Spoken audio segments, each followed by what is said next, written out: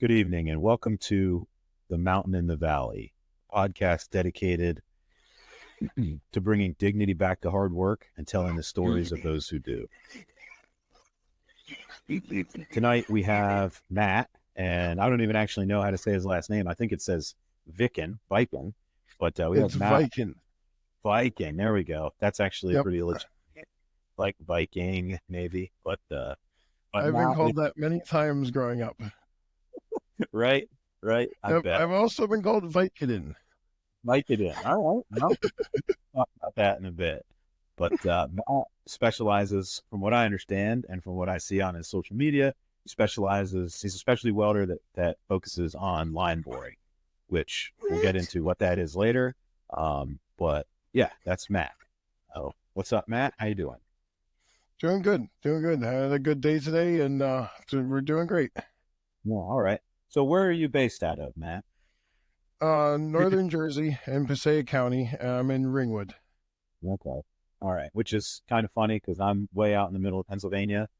Matt and I met at the trade, or not the tradesman, at the Fabricators Olympics in Yep. Bethlehem that Kevin Johnson puts on. He's got a great podcast. You should probably listen to it. If not, that's okay. I'm sure he won't mind.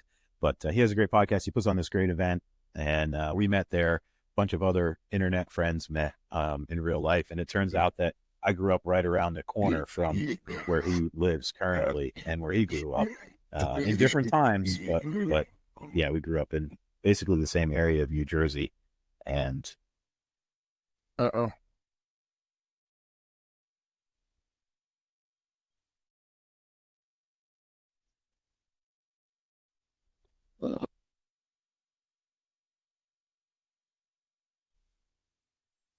hey, you there, buddy? Yeah. There. No worries. Apologies. I think the internet was being iffy. Yeah, that's what it said on my end. It's all right. No worries. We'll just keep going. That's all right. Yep. Well, um, so did you grow up around Ringwood? What was that like? So Real I actually, I was born right around the corner, and I grew up in Ringwood, and I was here until the end of elementary school.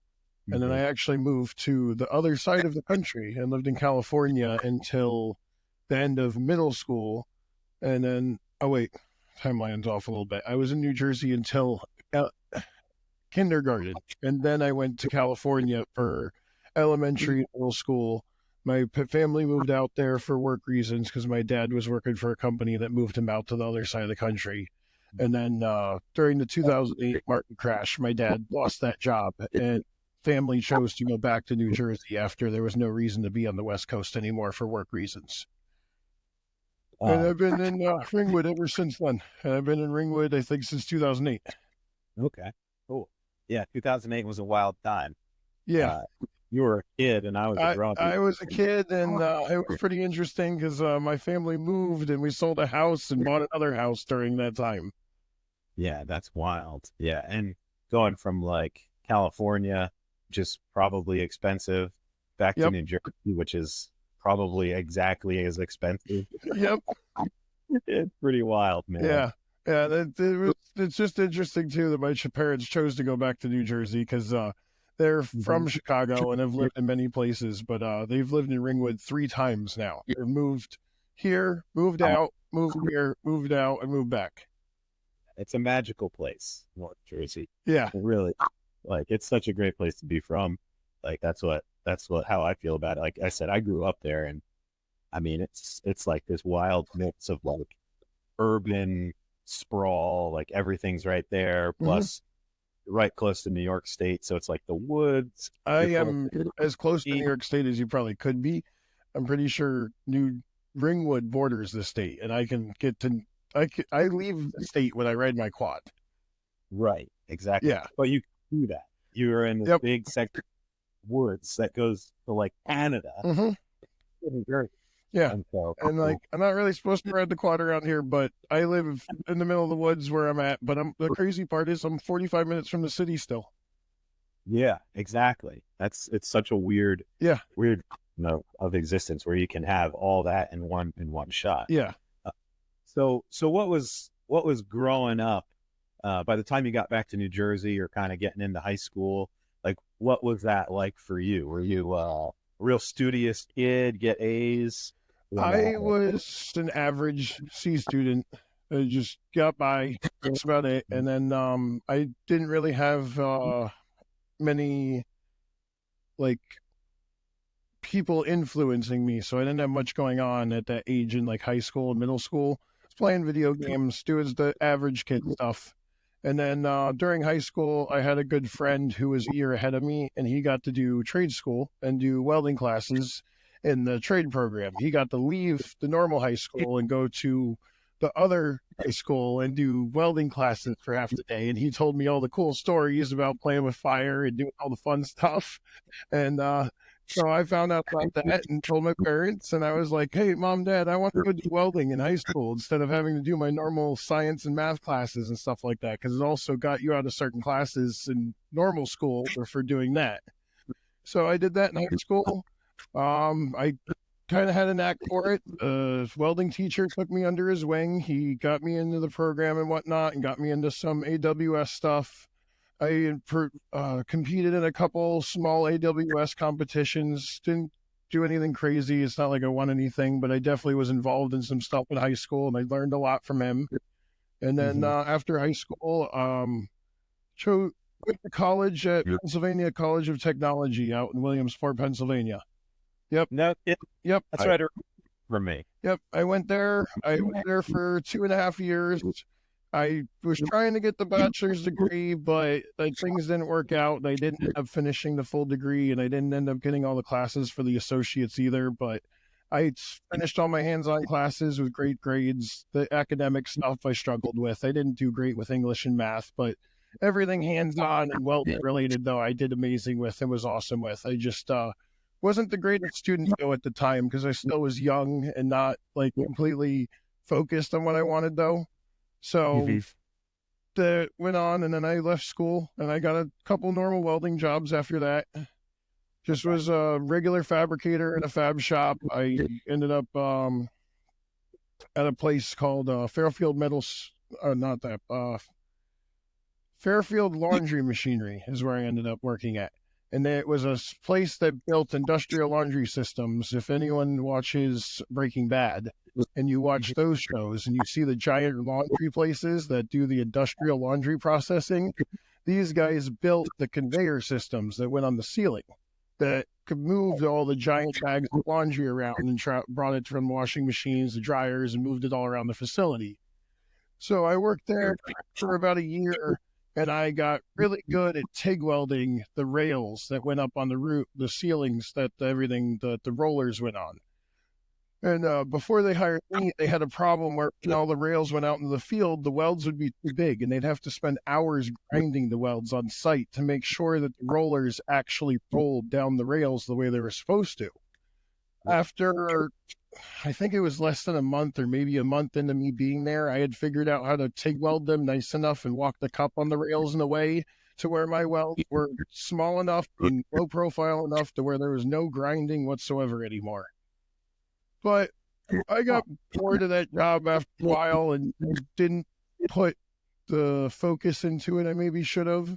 And after 9-8 months, things didn't work out, and I ended up moving on, and I found another job, and I ended up at a place that was actually called Zamprella, and I was working for them, and they actually own and run Coney Island in New York City, the amusement park. Yeah, they actually hired me I was going to learn to become their lead welder and be like their maintenance guy for welding.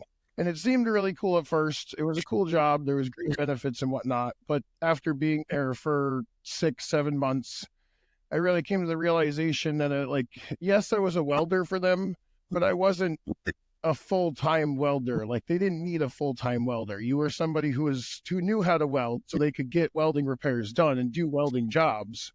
But you ended up doing a lot of other stuff as well, like going to help set parks up and do kinds of random things. I'd end up doing all kinds of random chores stuff for the company and just like driving a truck and picking up things, and you know what I mean? Because there wasn't always welding work that they wanted me to be doing.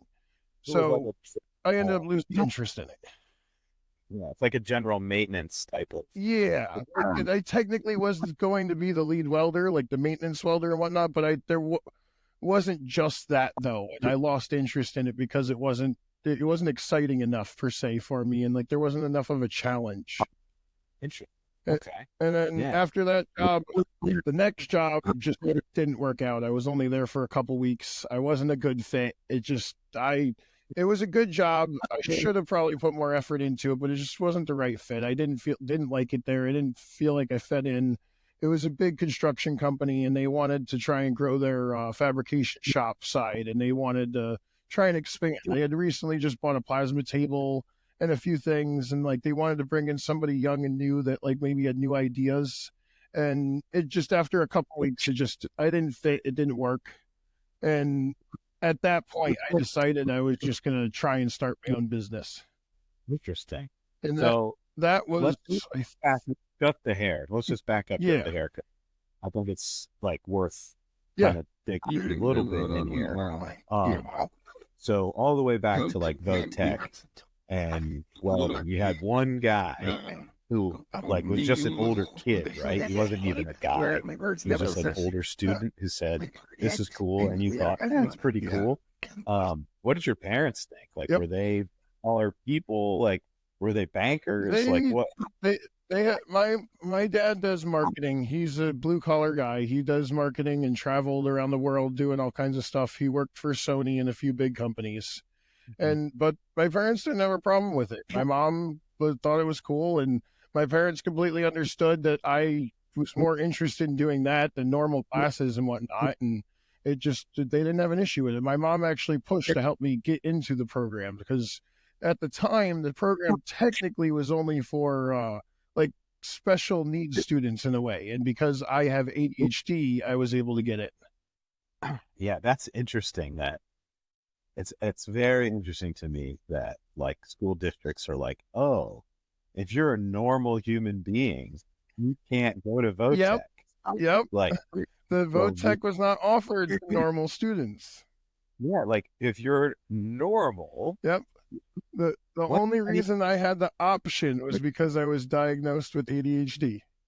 Yeah, that's just crazy. Yep. Like this world probably could use some good, smart, Yes. or welders or Yes. electric or masons or carpenters or builders. Like it would probably be good if normal people, not that you're normal, and I think the trades definitely, like whether people want it to be or not, attracts people who are ADHD, people who are a little bit Yes. like something not wrong. It's like superpower, Yeah. but they just don't fit the normal mode learning.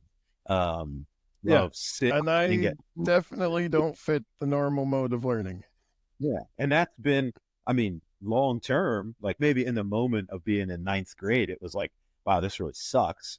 But long term for you, it's a net positive. But it's definitely a net positive for you. So okay, so you wind up in that Penn Tech, and you said you didn't finish that all the way through. No. Yeah. So like what was your problem? Because I don't think you had a problem necessarily. Like was it just not enough of hands-on, not enough of no? It was more of me not finishing was more related to family stuff. Actually, it was more related to my father pushing me, wanting me to get the bachelor's degree, and I was more the type of person that would just get an associate's degree, and I wasn't enrolled for the associate's degree the whole time like I should have been. So by the time I finished 2 years and was at the time where I should have been finishing an associate's degree, I had not really wasted, but because my academic plan was technically to get the bachelor's, I had taken certain classes that only went towards the bachelor's degree during those 2 years, and I didn't get all the classes required for the associate's degree done in time. So I would have had to go back for like an extra semester just to get those extra few classes that I missed to get the associates. And I never bothered to go back for the extra semester to get that done. not worth it. Yeah, it was just a mainly logistical thing. Like I should have enrolled for the associates from the beginning and focused on that. But my father really wanted me to get a 4-year bachelor's degree, which I completely understand. He had every right to want that for me, but it just that wasn't me. I wasn't going to get through all those English and math classes and all that academic stuff. I'm not that type of person, and I wasn't going to. I didn't want to. To be honest, I had no interest in trying to learn that stuff and spend the time in a study room trying to learn this what I needed to pass the tests and everything for English and math. Right. Yeah. I can see that. I can see that. How were the actual like welding hands-on Oh, they classes? were You, really good. I had a great experience there, and I learned a lot from Pentech. yeah. Okay. What did they cover? I Like I MIG, went TIG? through everything. I did MIG, TIG, stick. They taught me a bit of robotics. I experienced some sub-arc welding and everything while I was there. It was a full-on experience when it came to welding and fabrication. I got No. to do a bit of pipe welding while I was there, everything. Yeah. And while you were there, did you hone in like at that young age? I mean, you were probably what, like 19, 20. Like, did you hone in on an aspect of the trade that you really liked, or were you just like, I'll do anything? Like, I how did you feel didn't about really it? hone in on anything specific. It was just I just soaked up as much as I could, and then I really enjoyed. I made sure that I got good with the stick melding and the flux core and whatnot because I knew that was important. But I there wasn't anything too specific. I really didn't even know exactly what I wanted to do with the skills. Yeah. It was just I enjoyed welding. I enjoyed being in the shop, and I enjoyed learning the trade. And I did it in high school, and I just chose to continue it in college, and that's what I was doing at the time. Yeah. Okay. Cool, man. I like it. Not everybody gets exposed at that age to any trade whatsoever. And so it's neat that you did that. There were these opportunities for you. And then, you were able to continue that on to higher education.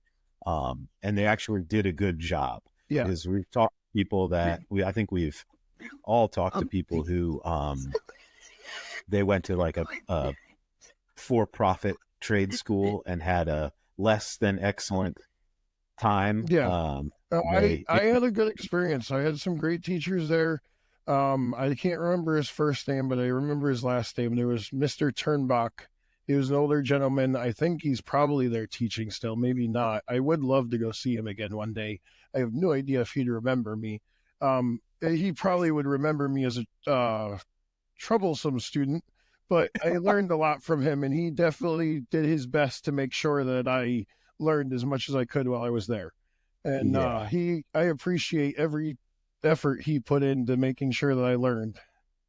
yeah, no, that's awesome. We need those straight up like dudes who are just like, this is what you got to do. Yep. I'm gonna tell you what you need to do, and I'm glad for all those older guys who take us knuckleheads under their wing, even if they don't even know they're doing it. They just by doing what they do every single day, Yes. it's taking us under their wing because, I would assume for you as it is for me, like I don't need to be told, I need to be shown. And so I look at the guy Yep. who's doing what I want to be doing, and that's like mentoring me as opposed to like, here, read this book or here, listen to this lecture. It's like, no, let's get in there with a grinder and get after it. Yep. Let's get in this machine and get after it. Um, so then when you start in on like actual work, like for money, when you would move back to Jersey, right? Yep. You worked at a couple places, 6 months here, a couple months there, 6 months here, 7 months there. Yep. What did you love about some of those jobs and what did you hate about some of those jobs? So the main thing I hated was just the going to the same place every day, the going to the same shop every day. I really don't enjoy the 9 to 5 and going to the same place every day. I hate the repetitiveness of it. I don't like it. I just don't get along with it. I don't want to be going to the same job, the same place every single day, 5 days a week, 6 days a week. It's just not for me. Yeah. I'd be going to a job for a couple months, and then like 2 or 3 months in, I'd be like, why am I doing the same drive at the same time, the same day over and over and over again? I just didn't, I didn't like it. I believe it, man. Yep. I'm right Even with you. though I work so much Yeah, more hours now, but I enjoy my days so much more. yeah, yeah. I know for a fact that some of us are just unemployable. Like we're good at That what we do, I but we're literally unemployable. Yeah, that's part of my problem and why I chose to be. Yeah, Yeah, that's why I talked my father into helping me start this business. yeah, Yeah, yeah. Well, let's get into that. Like, so you're at where you were at the Coney Island shop, yeah, like work then maintenance, and you're like, dude, I don't want to do this anymore. yeah. I'm done. So I didn't work in How did that? Coney Island specifically. They have a facility in Boonton that's out near us, Oh, 287, and that was actually where I worked out of.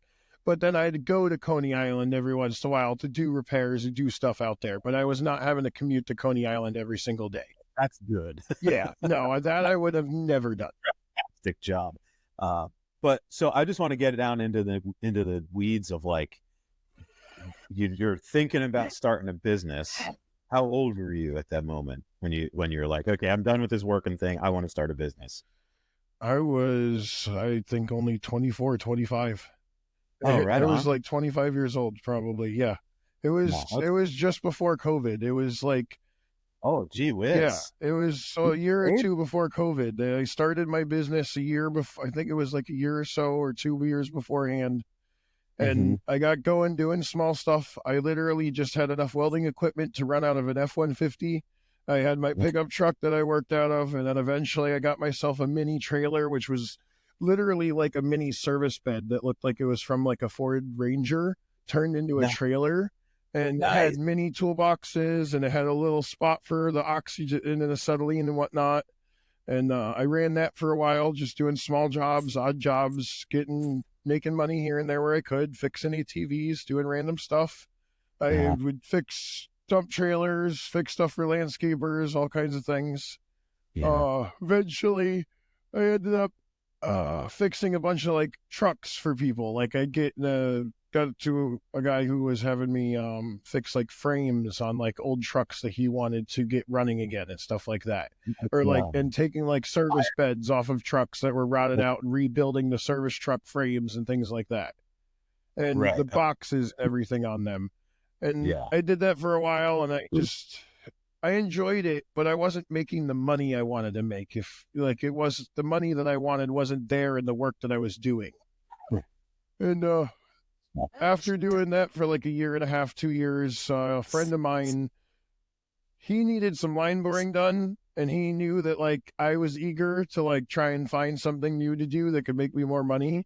And instead of Yeah. him just calling somebody and hiring them to do line boring for him, he like was hinting at me. He was like, "Hey man, you should maybe think about like buying these tools, and then I'll give you a job to do for me, and then you can start offering the service."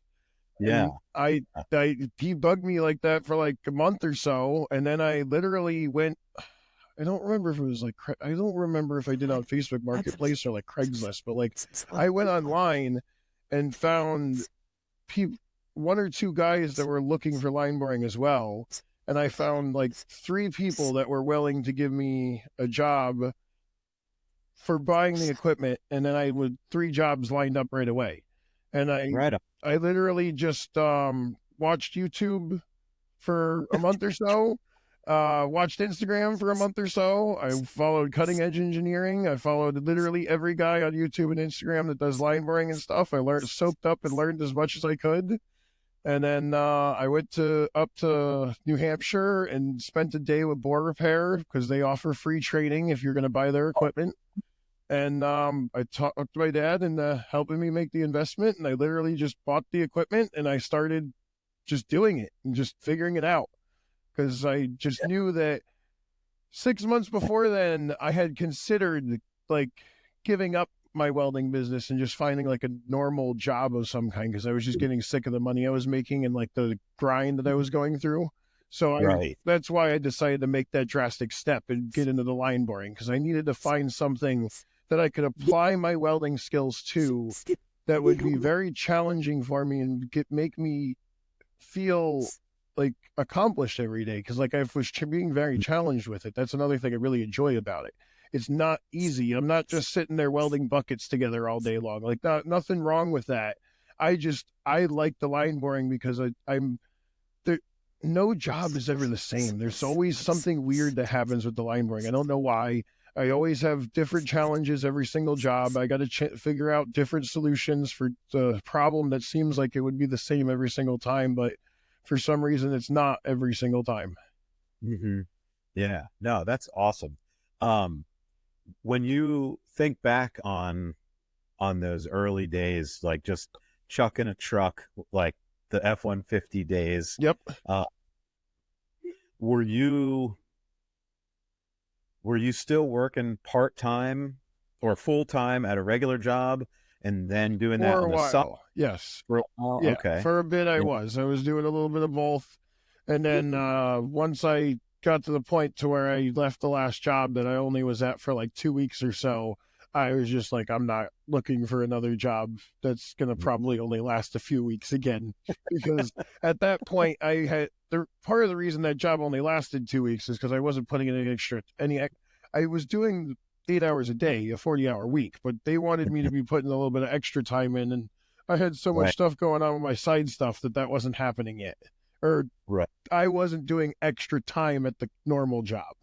Yeah. And they were well within their right. Like they were like, hey, we like this guy. We want him to do well here. He needs to learn. He needs to put some time in. Yep. But you were not in that spot. You were like, bro, I got this other thing. Yep. So if you were talking to somebody who wasn't me, who said, you know what, I wanna go off on my own, what were some lessons you learned from that very beginning, early stage? Like, what would you tell somebody who is like, I want to do this on my own? I would tell them to maybe not jump in so fast as I did. I do wish I had learned a bit more and had gotten a bit more experience, but at this point, there's no going back, and I'm already where I'm at, and it's just I'm gonna trudge on through and make it work.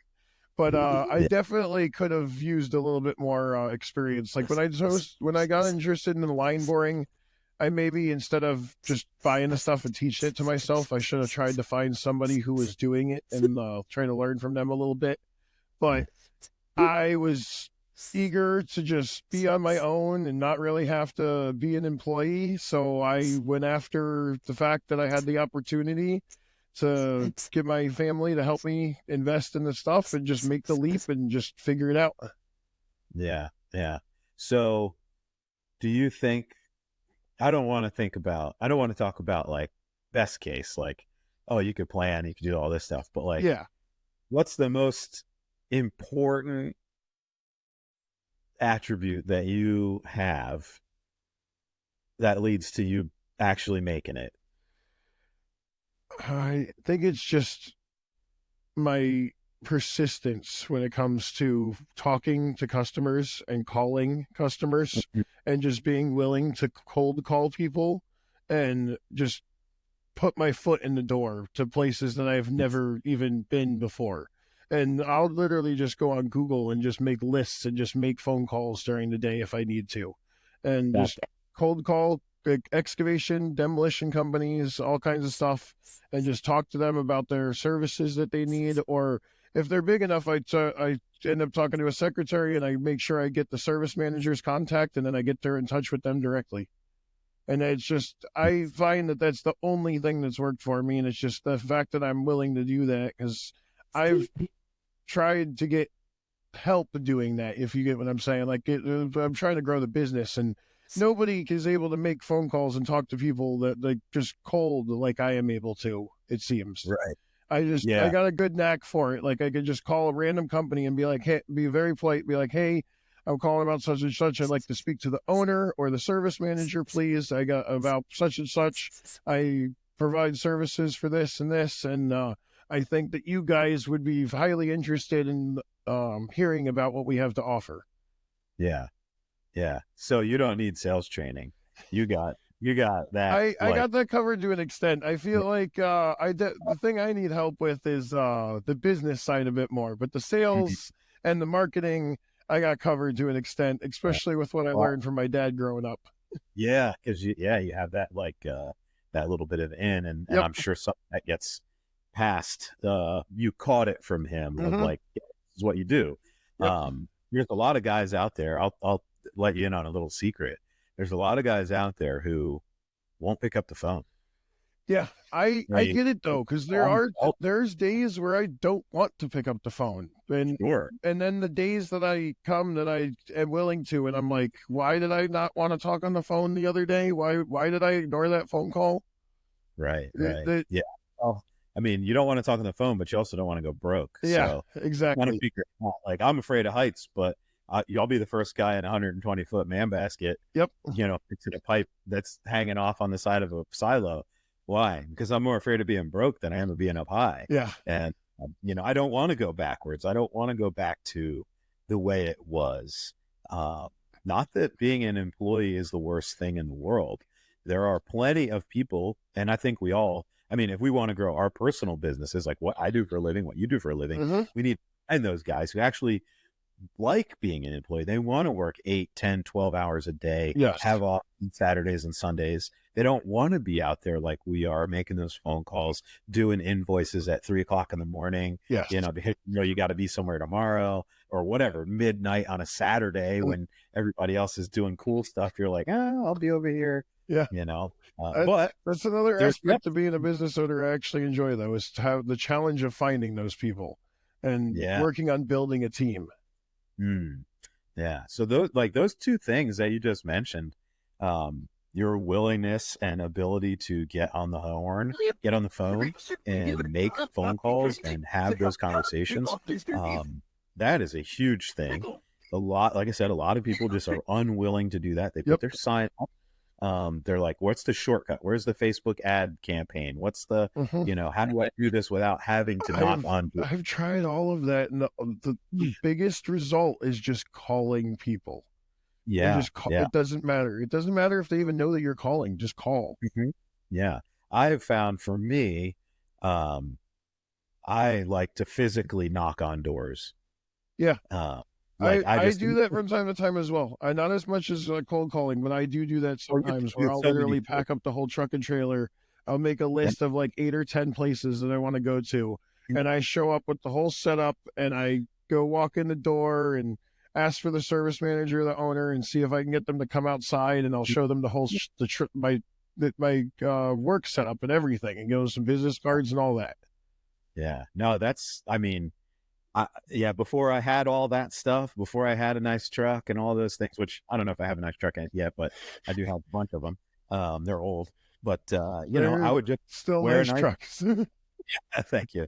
I would just wear a nice work shirt, clean work pants, decent, muddy boots, and knock on the door and say, hey, and not even like, hey, I want work now. Just like, hey, I just want to let you know that these are things that I offer. And I'm not looking even for a job. I don't want anything. I just want you to know that there's a solution out there for you. And if you ever need it, you can give me a call. Here's my card. Here's a magnet, a bunch of stickers, whatever I have. I'm always like getting stickers and coffee cups, and I try to do T-shirts and all that stuff. I need to do more of that stuff. The only thing I got is business cards, and I got some flyers I put together with a QR code that goes straight to the website. Yeah. See, but that is, so if the standard is, I don't even want to get on the phone, I don't even want to make a phone call, I don't want to knock on a door, and you make a phone call, that means you're far exceeding the standard. If you it's a lot of other businesses, like say carpenters, plumbers, heating and air conditioning guys, electricians, they have the opposite problem where they put their name on the internet, on Google, and they get phone calls, right? Yeah. What sets a plumber above the rest of the world is he answers his phone or returns the phone call when someone calls. You can't, I tried to get an electrician out here yesterday, and I had to do it myself because the only guy that answered the phone was like, I can't come for 3 weeks.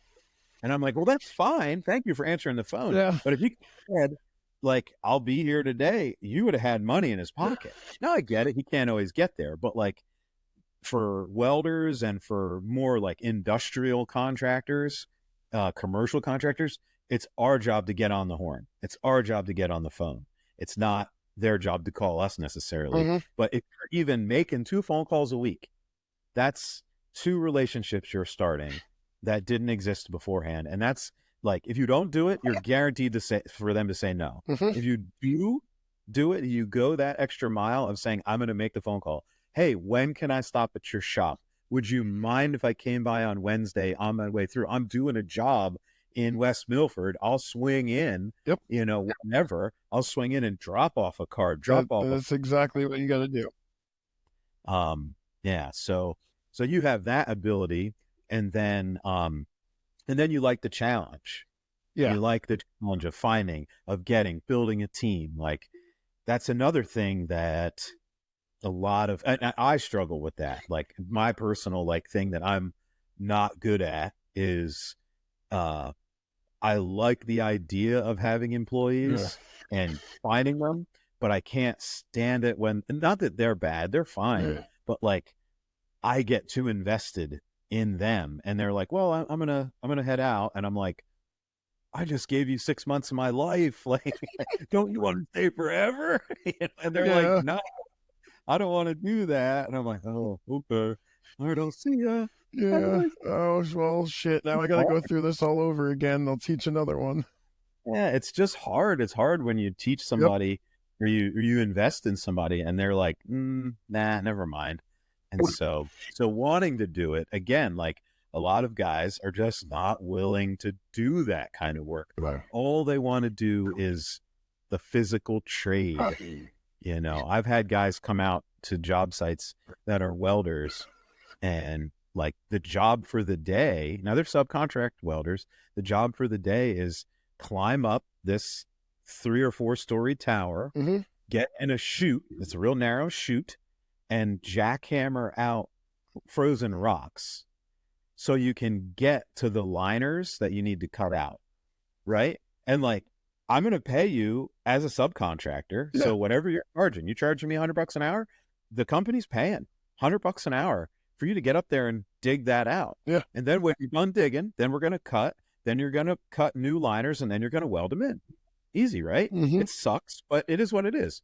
And they're like, nah, no, I'm not doing that. Oh, okay. I mean, your name's on the side of your truck. You don't want to do that? Like, you showed up. I'm literally going to pay you whatever you charge me. And they're like, nah, I'm not doing it. I've had guys like come out to jobs. They were, and I'm not going to rail on pipeliners. That's not what I'm doing here. Because I know a couple and they're good dudes, but I had a couple guys that were oil field welders, rig welders out of the oil field. And they showed up at a site, a quarry that I was working at. And the project manager said, this is what you're doing. You're getting up there, and there's liners that need to get cut out, and you got to dig until you find the edge of the liner and cut it out. It's a chute in a quarry. It's filled with rocks. What are you going to do? And he said, all right, cool. And he left, like, went on to his next thing. And I was there doing another job. At the end of the day, he goes over to the guys, these 2 oil field rig welders, who are hardcore dudes. Like, you need to weld for 56 hours straight. They're going to do it. He gets out of the truck, says, hey, how'd it go? They're like, what do you mean? Like, how'd it go? How much did you get done? They're like, nothing. There's nothing to do up there. They're like, call me when there's welding to do. And he's like, okay, cool. Don't come back tomorrow. You want to do is weld. Boy, this might not be the place for you, bro. You might just want to go find pipeline work. Yeah, you might want to just find, and that was the problem. That's what they want. But they wound up in a place where I'm a welder, you need a welder. And the truth is, in my business and the business that I do, we don't actually need straight up welders. We need people who are going to work, because if you got to pull wire in conduit so that tomorrow you can weld, guess what we're going to do today? Pull wire in conduit. And we're going to pull wire. Yeah. And that's that. And people can be like, oh, that's so stupid. I only do my trade. Like, I'm a union guy and I only do this. And that's cool for you guys. But if you're gonna put your hat in the ring, you're gonna put your foot into the ring and say, I'm gonna be a business owner and whatever, you're gonna have to do whatever it takes. Whether that's washing the toilet in your shop because, Mhm. well, it's got to get done, or making the phone calls because who can afford to pay at the beginning anyway? Who can afford to pay a sales guy who doesn't actually know Yeah. what the real job is? Like, you need to find a welder who does line boring, who loves equipment, wants a challenge, and also can talk on the phone. Good luck. Yeah, that's not You gonna know happen. how expensive that guy is? You know? I can't tell you how many times I've had to tell my father that. Yeah, yeah, how much he should be paying me. That's awesome. Yep. Oh man. Ooh. So At least so do you as a joke with him, though, you know what I mean? Because I am a partial owner of the business, so when the business makes real profit, no matter what, I'll have some income. But right now, I'm I'm investing my time into the business, and I don't even really collect a paycheck yet. I just collect enough money to just be able to survive, and then here's I'm putting everything into the business to make sure that this works and takes off, so that way I can have what I want in the next 5, 10 years, and not just have a 9 to 5. Because I want to buy property, and I have dreams I want to do, and the business is the only thing that's also going to let me do that. yeah, yeah. That's a 100%. That is correct. Like, Yep. it's the shortest, like owning and operating a business in the trades for someone who's a tradesperson Yep. is essentially the shortest distance between where I am today and where I want to get to in the future. Yes. Instead of taking 25 years to do that, you can shrink that down to the speed of cash. Yes. As fast as you can work, Yes.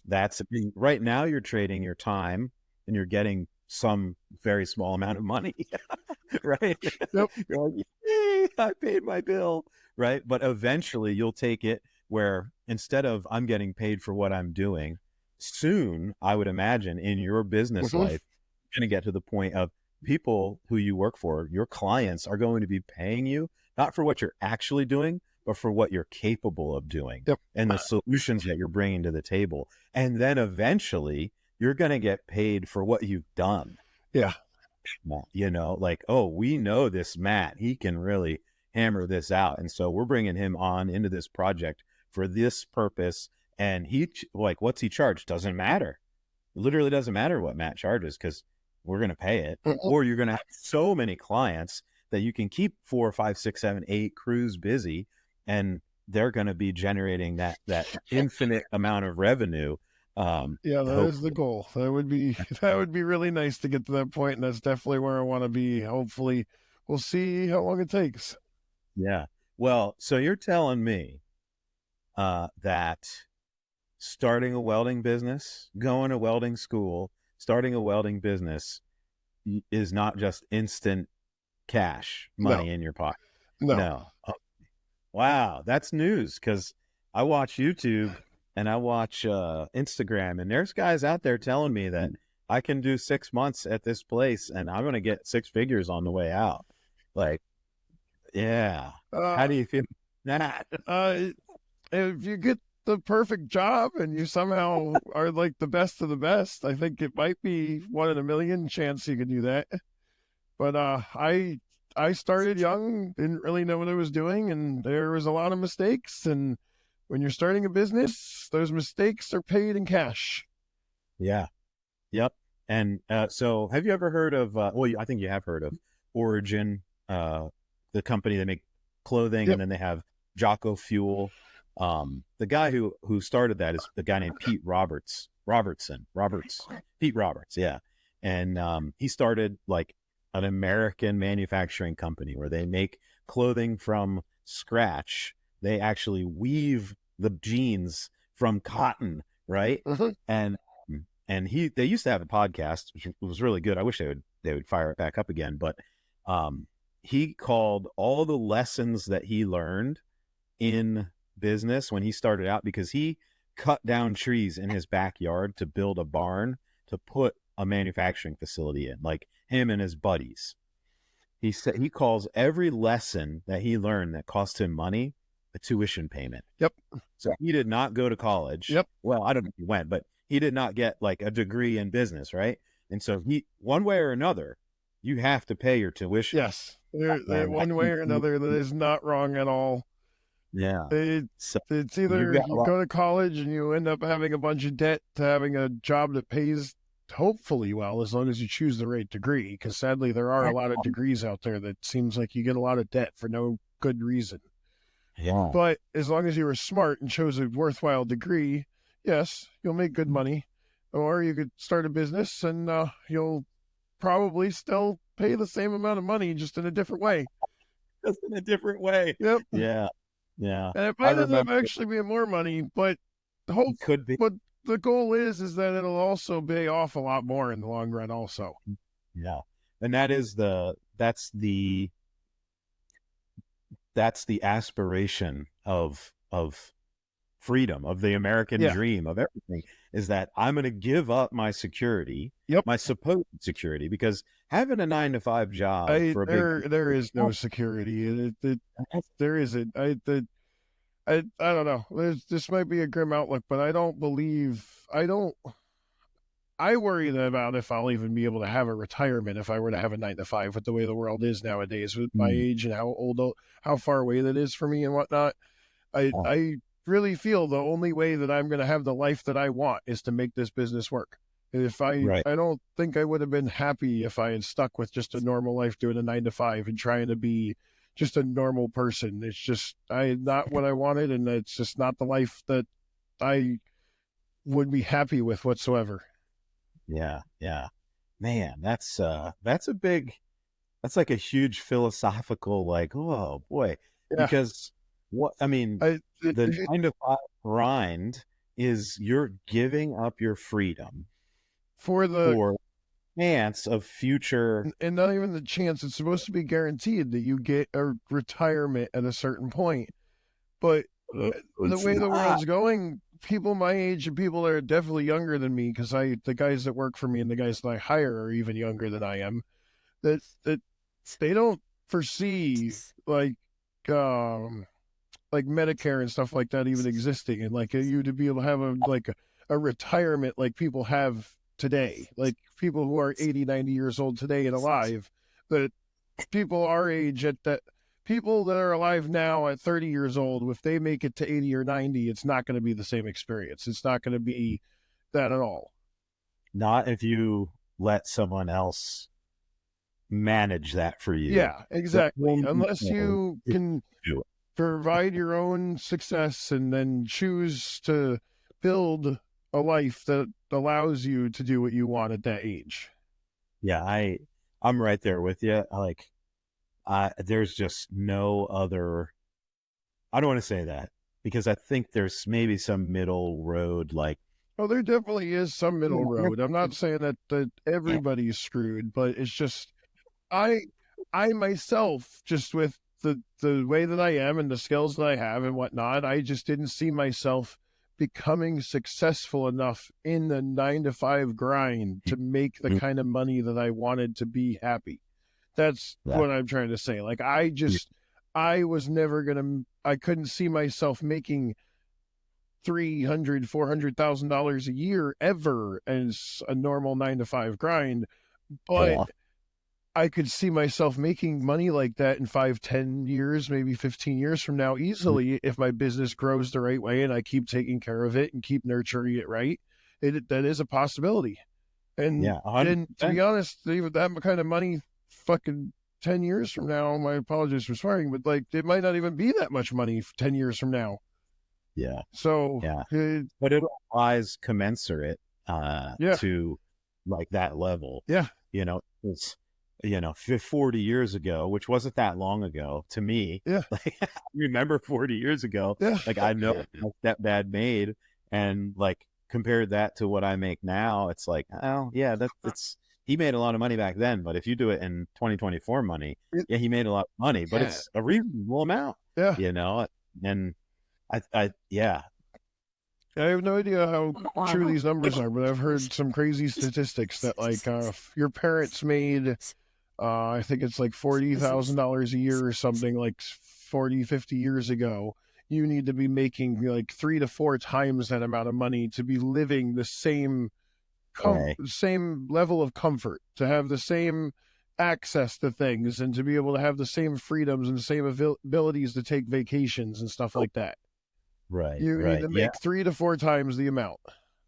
Yeah, I think that's a reasonable statistic. I know for myself, I've made way less money than what most people would think of as living a comfortable life, but I've also made decisions in my personal life, my family's life, that allowed us to live at that level, Yep. but for the purpose of building a business Yeah. that in future would grow and be successful.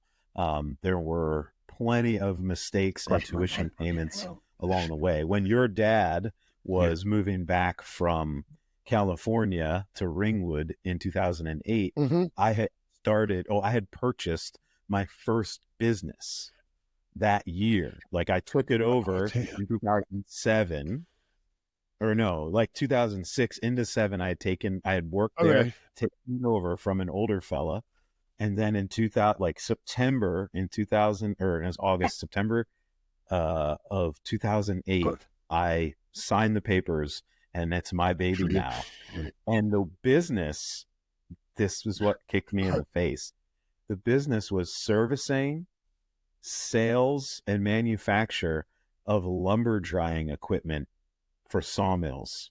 So dry kilns for sawmills. Okay. The housing market collapsed and no one was buying wood. Oh. So no sawmill was doing capital expenditures or investing in their future of like, hey, we're a sawmill and we want to build a dry kiln Yeah. to No. that process in-house. They were like, yeah, we're not doing it. And I watched this business had been around since 1964 that I purchased. And I watched as like our largest clients, like were on the front page of the newspaper, bankrupt. Oh. Like $26 million a year growth, like top line sawmill, gone in 1 week. Like Monday, I'm talking to them. Nuts. Next Monday, they're bankrupt. And I'm like, oh, That's perfect time to nuts. start a lumber drying business. It was crazy, Yeah. man. It was absolutely crazy. And I learned so much through that. Like that hard time was the most valuable thing I could have gotten. The best education. All those tuition payments really mattered. And Yeah. you started a business at like a real weird time too. Yep. Like right in 2019 into 20. What was Well, going on at that moment? Like how did that work for you? Like what challenges did you have and everything? so I started the business technically just a bit before then, but the business really Okay. started growing more, and I made the investment into the line boring and to expand going into COVID, or like right before COVID, I bought the line boring equipment. Mhm. But the Were you scared really, in so, uh, February or March of 2020? so I thought really I wasn't worried. I didn't really take it that serious. I thought I was Oh, like, this is everyone's scared of the flu. I was like, what is going on? And then things getting a little more serious.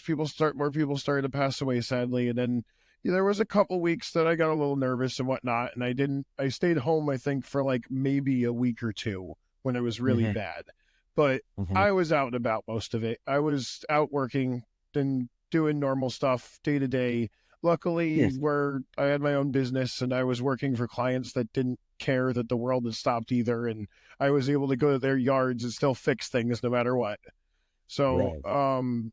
it kind of worked out well for me because I Oh, bought the line boring stuff right before COVID started, and then COVID geez. happened, and all this stuff was going on. And at the time, because the economy was doing well, and because of the fact that the government decided to give us a little bit of free money here and there, it wasn't too Great. stressful that I wasn't too busy during that year, and I was actually able to spend a lot of time like just learning a lot of on the jobs that I was on and spend my time on them and just learn as much as I could on the line boring. I talked to a lot of guys during that year on Instagram and stuff, just learning as much as I could and figuring out as much as I could. And then after it was once things started to sort of go back to normal, business started picking up more, and it just I got through that year of things being weird pretty easily. Oh, They were okay. All right. I lived at home. You know what I mean? So it didn't really affect me that much. It was just the weirdest thing to me was being able to drive around New Jersey with no traffic for like a month. That was About it. very strange, and I was able to commute between some jobs in times that shouldn't be possible. That's right. You know what? Like my favorite thing about COVID, and I don't care what people think about it. One of my favorite things was going to Sam's Club and no one was in the aisle. Like someone would look in the aisle and see me, and I'm like, "Hey," and they would then just they turn turn around and off, go the other way. and there was no Yep. kids like bumping into Yep. you, yelling. Like Yep. now, it's fucked when you're at Sam's Club and there or Costco or whatever, and there's no samples. Mhm. Like, oh dang it, yeah, I wanted one of them little sausages or whatever they're trying to sell me. But dude, going into Home Depot, the only people in Home Depot or Lowe's or the plumbing store were like me Yeah. and other guys like me, and it was like, "What's up, Bob? Hey, Daniel." Like it was a blast. It We was. were It was. You go to Home Depot and it was just all. It was only the blue collar guys, and that was it. yeah, like nobody was picking out paint. Yep. I'm like, "Excuse me, sir. What kind of? Do you like Ming blue?" "No, I don't like Ming blue. I'm trying to get drywall." Like it was great. Mhm. It was a good. I mean, the other stuff was terrible, but for guys like us, I think it wasn't that bad of a time. And for me, honestly, like I had transitioned back into being like full-time business in the middle of 2020, like Yeah. not middle, in like September. I left a really, really good job, a very stable, very secure job that I took on because I was so burned out of running my own business. I got this like real stable job Mhm. that's awesome. Like most people are like, "That's the best job." It was a shop supervisor for a large heavy road construction company. There was 135 triaxles, aluminum bed triaxles. Mhm. There was probably 12 mechanics on 2 shifts.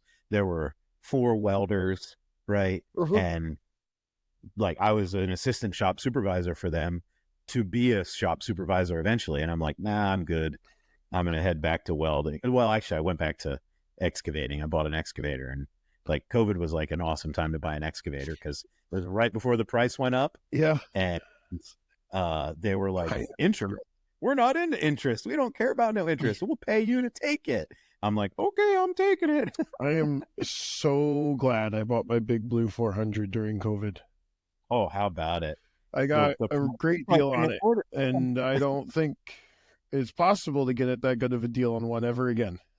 Yeah. Is your big blue 400 also an air pack one? No, I just have a regular big blue 400 that is, yeah, she's, I think, a 2019, if I'm right, or a 2020.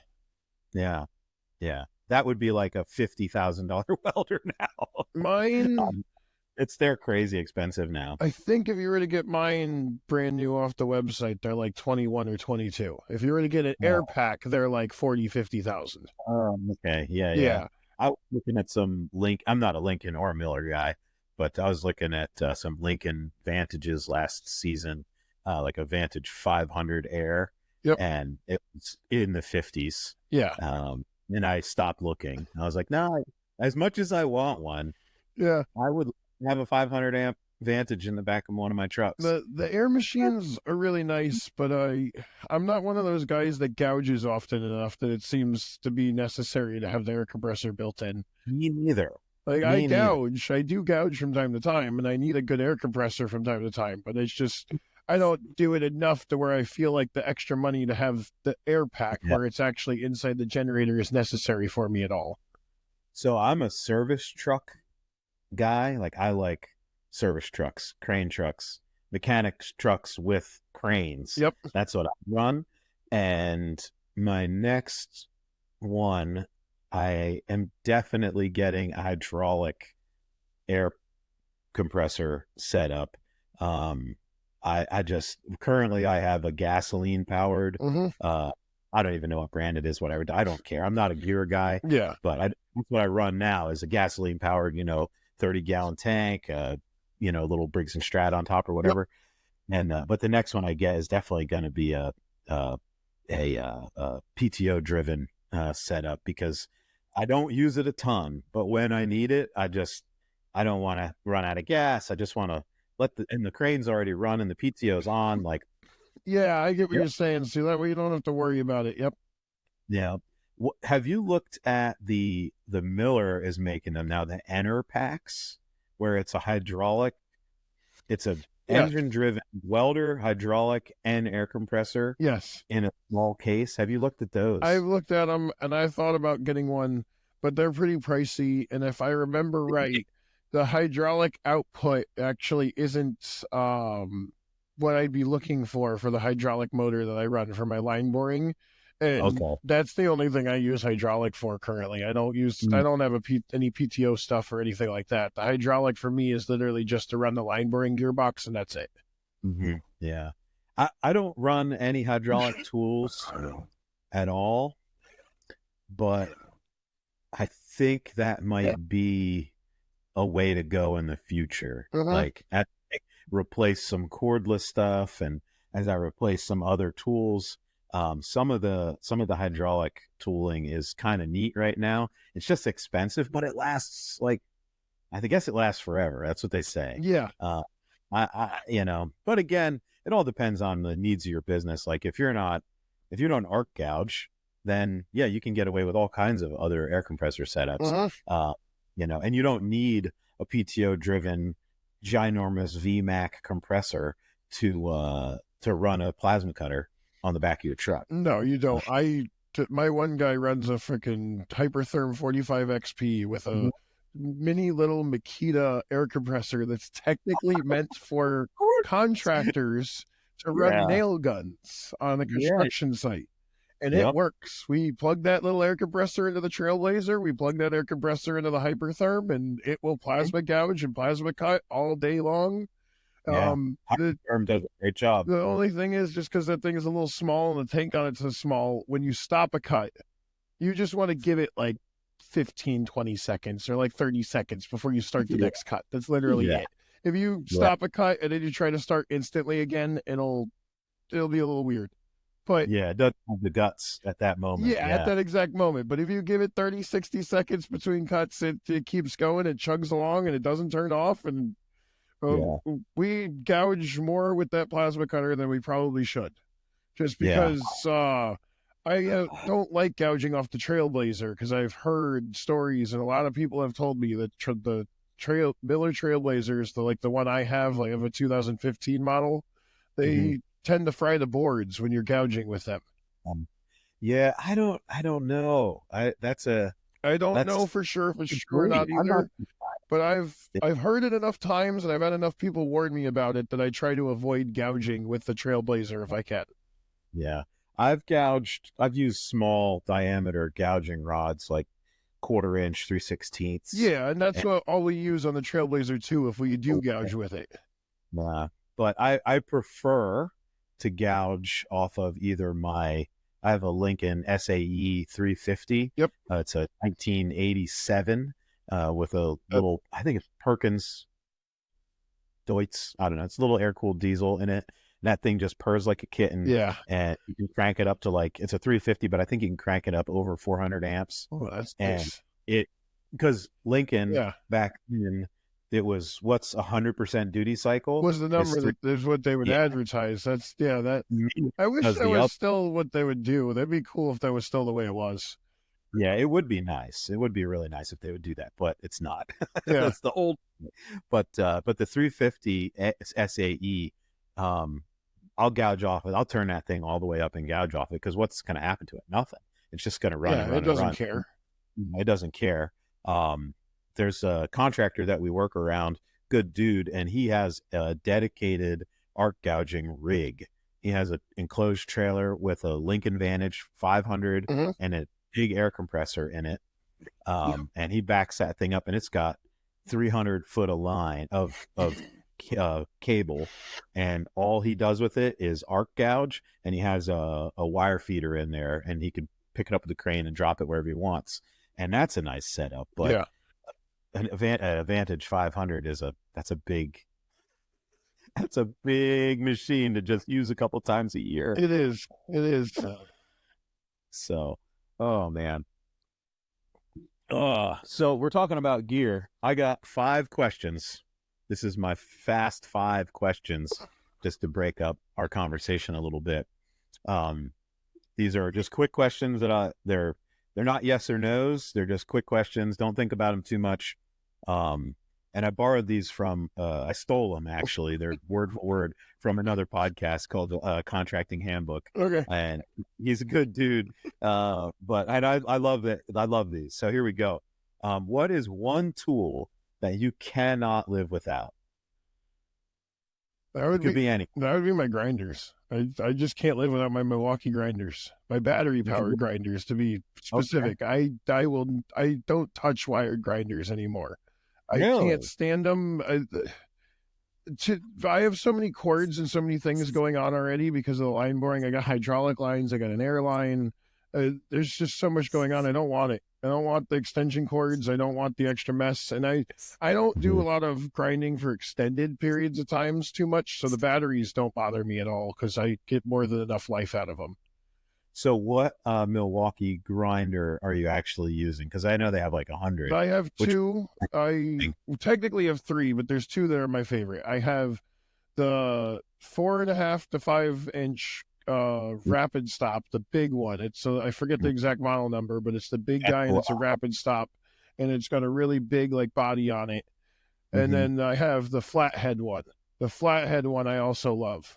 Not like Yep, that's the one that's got the really narrow head that you could fit into like 45-degree angles and stuff like that.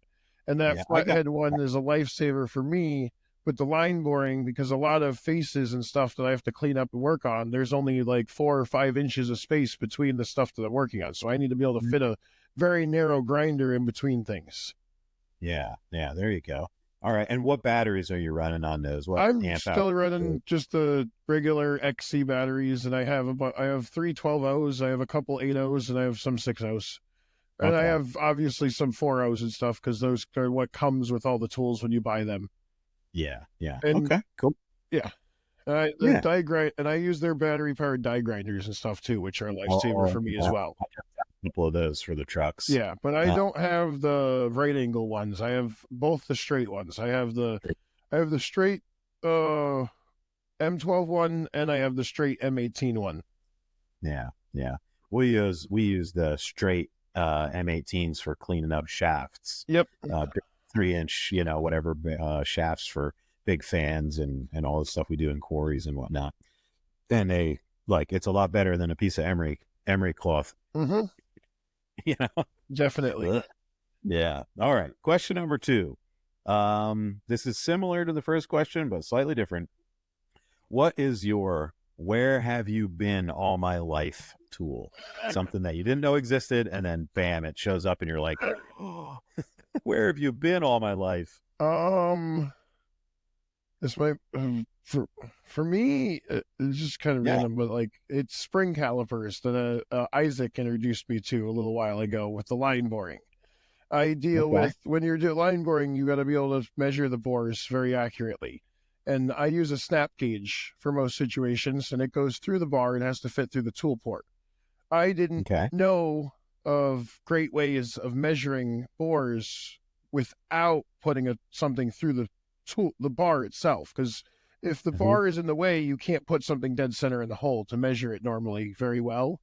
And when he introduced me to these and I got a pair from McMaster, it was a game changer for me when it came to line boring, because it just opened up a lot of doors and me the ability to accurately measure the bores while I'm working without removing the bar, without moving any mounts or anything. I could just it takes some time to learn it because the tool is not being held by anything and it's all feel, and you have to make sure that you're doing it right.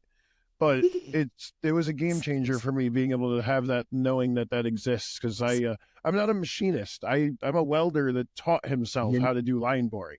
So a lot of these things that machinists know, I don't know yet, and I'm learning a lot of that as I'm doing this. Yeah, and so everybody knows that's listening, all 10 of you.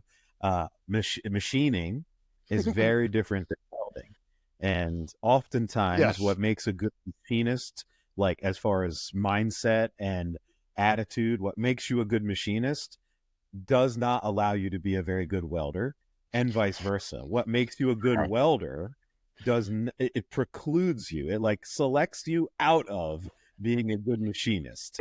And a lot of machinists out there have welders in their shops, and they do not know how to use them. And a lot of welders have machinist tools. Like I have a mill and a lathe, and I use it to drill holes in flat pieces of metal, right? Yep. I'm not, and I don't want to be one, and they don't want to be me. And so you're in such a weird mix of like, you actually have to know how to weld, Yeah. but you have to have the patience and the precision, maybe not naturally, but you have to be able to accomplish it Yes. the way a machinist would do it. And that's Yep. I would have a hard time doing line boring personally. It's a challenge, and that's why I enjoy it partially so much, though, is because That's awesome. I'm pushing myself into places that I'm not comfortable a lot of the times. A lot of the time, like on this job that I'm currently working on, everything is a bit bigger than I normally do. I'm learning a lot on this job, and I have to do things that I don't normally do, and it's pushing me out of my comfort zone, but it's actually making me better at the same time because it's pushing me out of my comfort zone. Yeah, of course. Of course. So question number 3, and I love this question because it's let's go. What is the most overrated tool, gear, or equipment that's out there?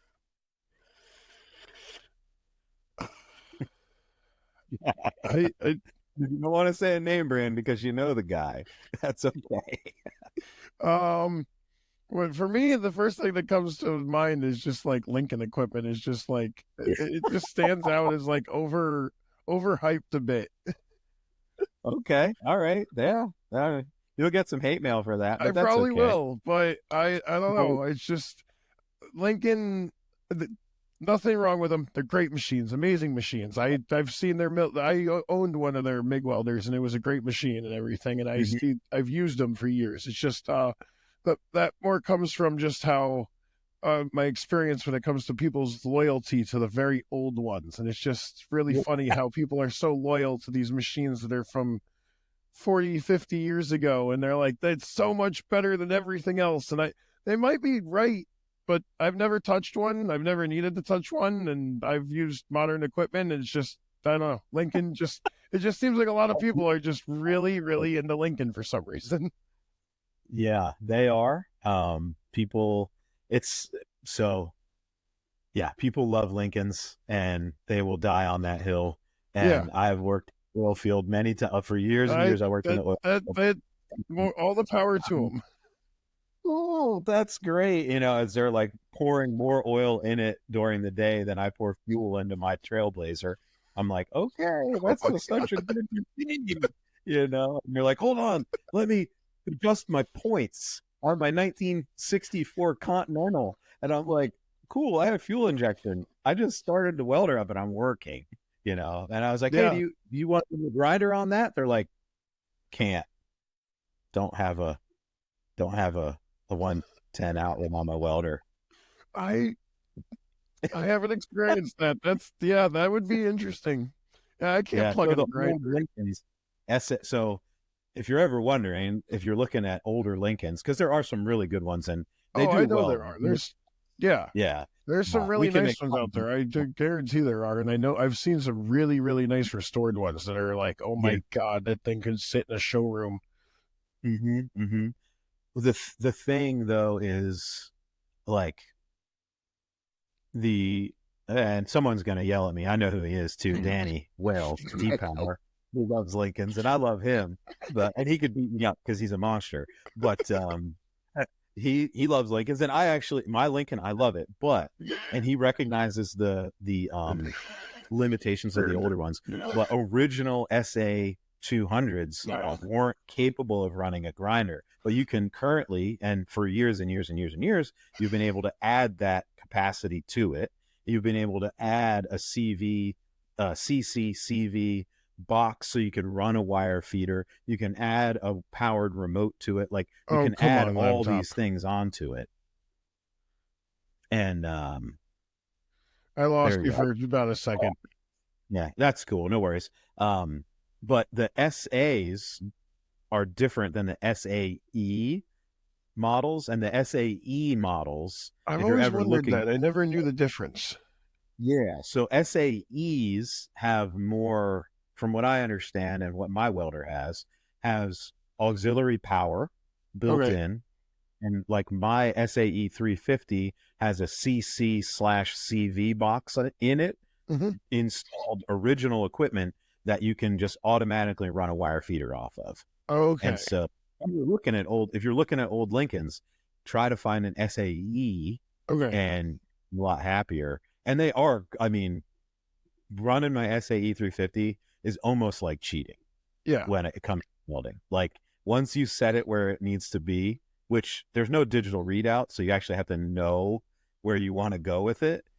Like, which is hard for some young guys. I Yeah. get it. Yeah. Well, it was hard for me. I'm like, I got to do math. Like, if I turn it this, click, click, which dial should I read off of? Whatever. But once I figured it out and got it dialed in, I mean, running overhead, running vertical up in structural situations, like welding thin wall pipe, like all that stuff. It's just like, it just, it Yep. just butters, like buttering a weld in. Like, this is so nice. I'm just hanging out, listening to my music, and really difficult welds, big gaps, Hmm. no problem. No problem whatsoever. And then I hop on my Trailblazer and I'm like, whoa, just get in there a little better, Yep. I yell at my Trailblazer a little bit sometimes. I gotta give it a little spank.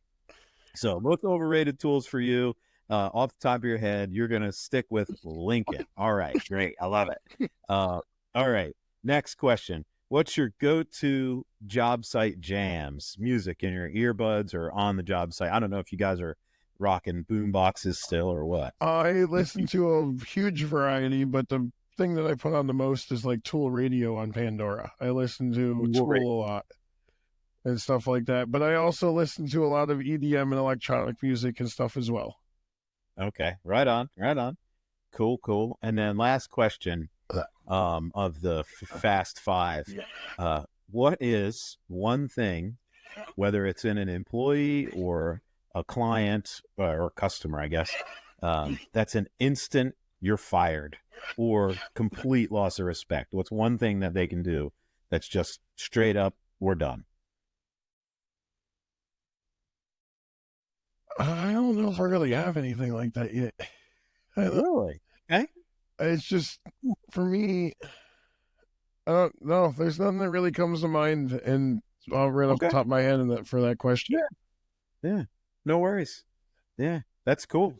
Some people have like real hard and fast, like if you show up in a Ford, boy, you're gone. No, And I don't. I people, don't have any weird things like that, and I I have a problem with people that are not the best with being punctual, but at the same time, I'm like that though when I have a normal job, so I still give leniency with it and whatnot.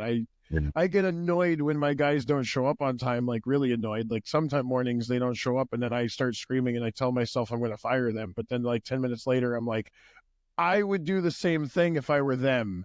It is what it is. They're yeah, 21 years old. He's not you know what I mean? He's still growing yeah, up. yeah. It's only been 20 minutes. I can relax. And that's, I mean, being flexible like that, that's a reasonable way to live. Yeah. I would, as an old guy, I would definitely tell you that eventually, you may not have hit this point yet, but eventually you are going to have to draw some lines in the sand and set a standard. Now, Yes. what your standard is it does not matter to anyone else, but the standards that you set in your business Yep. for your guys, you're going to have to say, this is the line, and it might be like, hey, we start at 7, but we don't actually leave till 7:30. And if you're over 7:30 3 or 4 times, buddy, we got to have a chat. Eventually that may be what maybe you're like, I don't really care about any of that. That's fine. But there's going to be a time where you have to draw a line in the sand Yeah. on some things. And you'll my get big thing is just doing the full amount of hours for the day. So like if we work on the road and our start times vary too, but like if he comes in say 8:30, you know what I mean, we're working 8 hours or 9 hours that day no matter what. So if he shows up a half hour 45 minutes late, that means we're working a half hour 45 minutes later that day. We're still doing the same amount of hours and getting the same amount of work done that day no matter what. Yeah. We have a So plan for the day, and we're gonna achieve that plan if possible, unless not because of time, is we're gonna be there for the time that we set for the day. The only reason we wouldn't get to that goal is if there's another unforeseen thing. Right, right. And that's your standard. So Yep. you like, and I think that's really valid. Yeah. Like it's not about, because some people get hung up. And again, as we, you, me, everybody, as we get older, we get like a little bit more set in our way. And we're like, I like to start at 7. I like to start at 8. Yep. And so everybody should start at 7. Everybody should start at 8. But the truth is, and I think we're going to see this with the younger generation coming up, it doesn't really matter. Yeah. And that's what I'm going to realize. Me and my guy, Yeah. we don't start the same time every day. It's not always the same time. I have a truck, he has a van, and if we have a helper for the day, obviously our helpers have to start the same time as us. But we work separate now for a reason. So that way, if I get up at 6:30 in the morning, like I want to, or I mean like 4:30 or 5:30, but I'm out and starting my day at 6:30 in the morning, and he starts his day at 7:30 in the morning, it doesn't really matter because we're both going to go to the job, start when we start, and we're both going to finish in an 8 or 9 hour period afterwards. So if he gets there an hour after me, I'm leaving probably an hour before he does. Sure. Yeah. And that's not always the case though, sometimes too, though, because I am the owner and I put extra time in though. Sometimes but you know what I mean? He knows that he's got to at least come in for the 8-10 hours that we got to do. And it's not, if he comes in late, he's not leaving after only 6-7 hours to be able to go home at the same time, no matter what. Right. Yeah. Yeah. So that's something. So that question was asked in a negative way. What's an instant, like, ugh, you're done. Yeah. And I actually like your answer. Like, you're pretty flexible with that. And I think flexibility, like the ability to not be rigid. Yep. Like it always got to be. I think that's so valuable for a business owner. You can't meet the challenges that you're going to face in any business without being really flexible. Like, hey, it rained. I can't do this today. I guess I'm going to go make phone calls. Or, hey, my bar broke. I'm up a creek. What are we going to do? Oh, we're going to do other things. We're going to weld this, or, so like I came at that negative. And just randomly, because you made me think about this, mentioning the rain. With my work, it doesn't even have to be raining. It could be too windy out, and I could have to call it for a day just because with the bore welding that I do, there's ways to fight the wind. But if I'm outside and say I'm like near water and it's a windy day and like the wind's coming around, there's nothing you're doing about that. You're not going to fight it enough to be able to get a MIG welder to run outside. Yeah. You know what I mean? You could put all the wind curtains up that you want. Yep. You can put all the wind curtains up you want. You could build yourself a tent practically, but if it's windy enough, it's going to find its way in no matter what.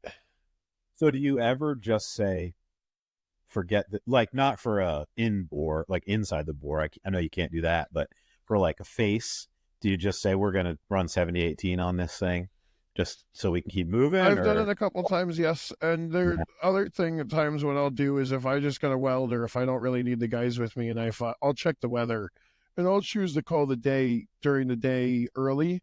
And then I'll come back at night when the wind dies down, and I'll just get the welding done at night real quick and then continue in the morning, depending on the situation. That's it. Yeah. So you got to be. Yeah. Or I will finish the day at like 3-4 o'clock, that get to a certain point, and then I'll make sure I come back super early the next morning with everything ready to start welding right away. Because usually first thing in the morning at like the ass crack of dawn, you have a lot less wind. Even if there's going to be a windy day, it's usually calm for the first few hours. So with the line welding side of it, if you do get like porosity what's your fix for that? Like wind blows, Depends on you how don't. bad it is, and it depends on how many weld passes you have left of buildup to do as well, obviously.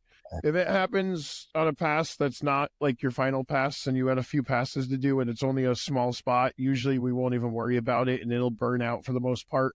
Or it'll Um, just be buried so deep in the material that you're not going to see those couple little dots of porosity that happened. If mhm. recently I don't ever have it laying enough to where I have to cut it out, but there's been a couple times where you're not paying attention and you run out of gas and the welder does like 3 or 4 wraps with just straight Oh, porosity though, and you do end up having to stop, set the machine back up, machine it out real quick, and then go back to welding.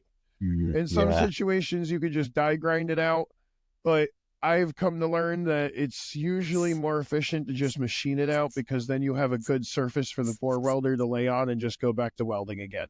Yeah. Because Yeah. half the reason that I get such clean bore welds a lot of the times is because I'm persistent on pre-cutting and always bore welding on a machined surface. I don't Uh, I yeah. don't. You can just clean up. You can get set up on a hole, and you can clean it up with a flap wheel and a die grinder, and then just go straight to bore welding. And in a lot of situations, that would be fine. But I'm just picky about it, and I want that bore welding to lay in perfectly and nice.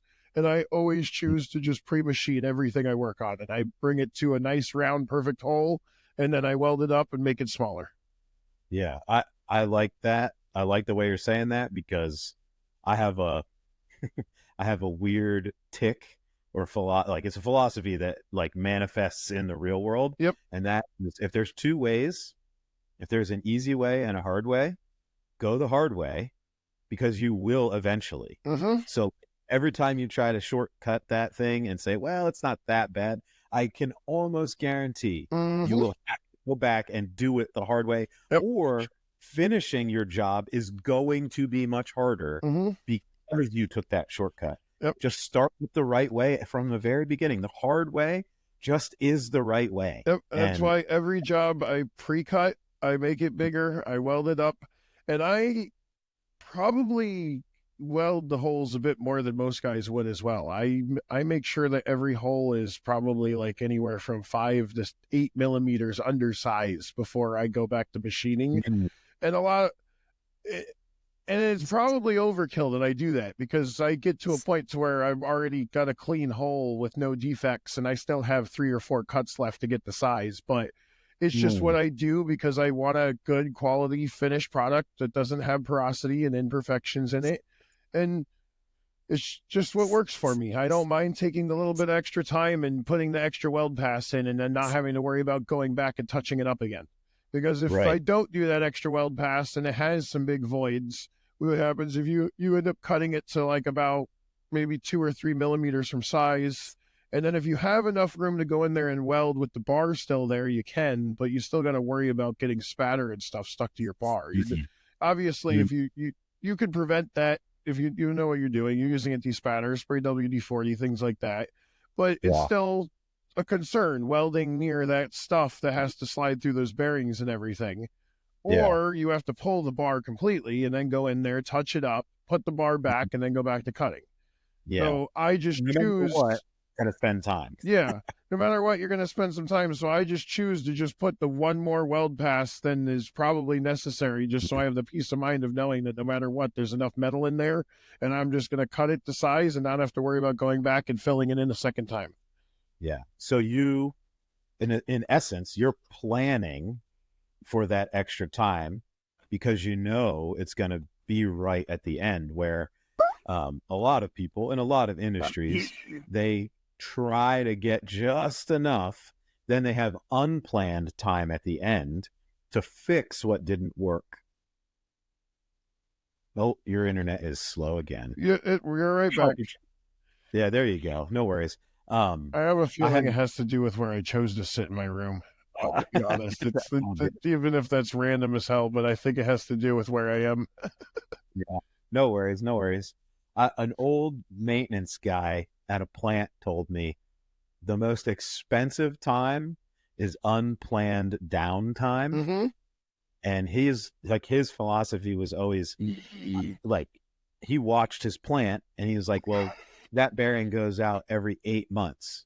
So I'm going to replace that bearing before it goes out at 7 months. Every 7 months, I'm going to replace that bearing. And he had convinced ownership that that was a good idea. But he just was like, hey, if it fails at random time, it's not random. It's just unplanned. And it costs so much money to have this machine down and then get a guy in and then find a crane and do this and do that. He's like, you just say in 7 months, on May 17th, we're going to change that bearing, whether it's good or bad. Easy peasy lemon squeezy. And you're kind of doing that same thing. You're like, there's a possibility at the end of this job, I'm going to have to come in here, touch it up, pull this bar, do this, do that. Forget that. I'm just going to go 1 extra or 2 extra, whatever it takes, that couple millimeters, and we're guaranteed the correct result. And I like that. That's a good lesson for anyone listening. Like, just do it the hard way first. Like the right way is the right way no matter what. Yeah. So it forces, and the other thing I could touch on is it forces me to slowly get better too, because then I have more material to take out, so I have to learn more on how I can cut better and make my setup run better and actually get that material cut out efficiently. Because on this current job, I'm doing the size that I don't do very often, and I actually learned a lot in the last week on just what my setup is capable of doing. Right on. Yeah, that's great. Yeah, you like the only way to learn is you just got to put the time, the reps, the work into it. You can't watch another YouTube video. You just eventually you just have to get in there. Yeah, like everything I learned on this current job, there's, even if I watched a YouTube video of what I was doing specifically, like unless I was physically doing it, I wouldn't have learned what I learned. Yeah. There's no shortcut for the learning side. There's just no shortcuts. You just have to, and we can make our learning efficient. Like, you can watch some videos or call the right guy. Like back in the old days, there was no video to watch. You had to like get on the phone to a guy and be like, hey, I'm about to open up this machine. I'm about to do this job. I know you've worked on these before because I worked with you in West Virginia one time. And hey, I just wanted to know what's some helpful hints. And that shortened the time. Like it gave you a start from the next guy. Now we have YouTube, which gives us a head start. But if you watch a video how to replace a turbo on your 2nd gen Dodge, at the end of that video, you got to go out and replace the turbo. You just got to go out there and do it. There's no other way. You don't know it until you just get out there and do it. And so, like, that's the cool thing about, I don't know, to me, that's one of my favorite things about the trades is like, there's no lying about it.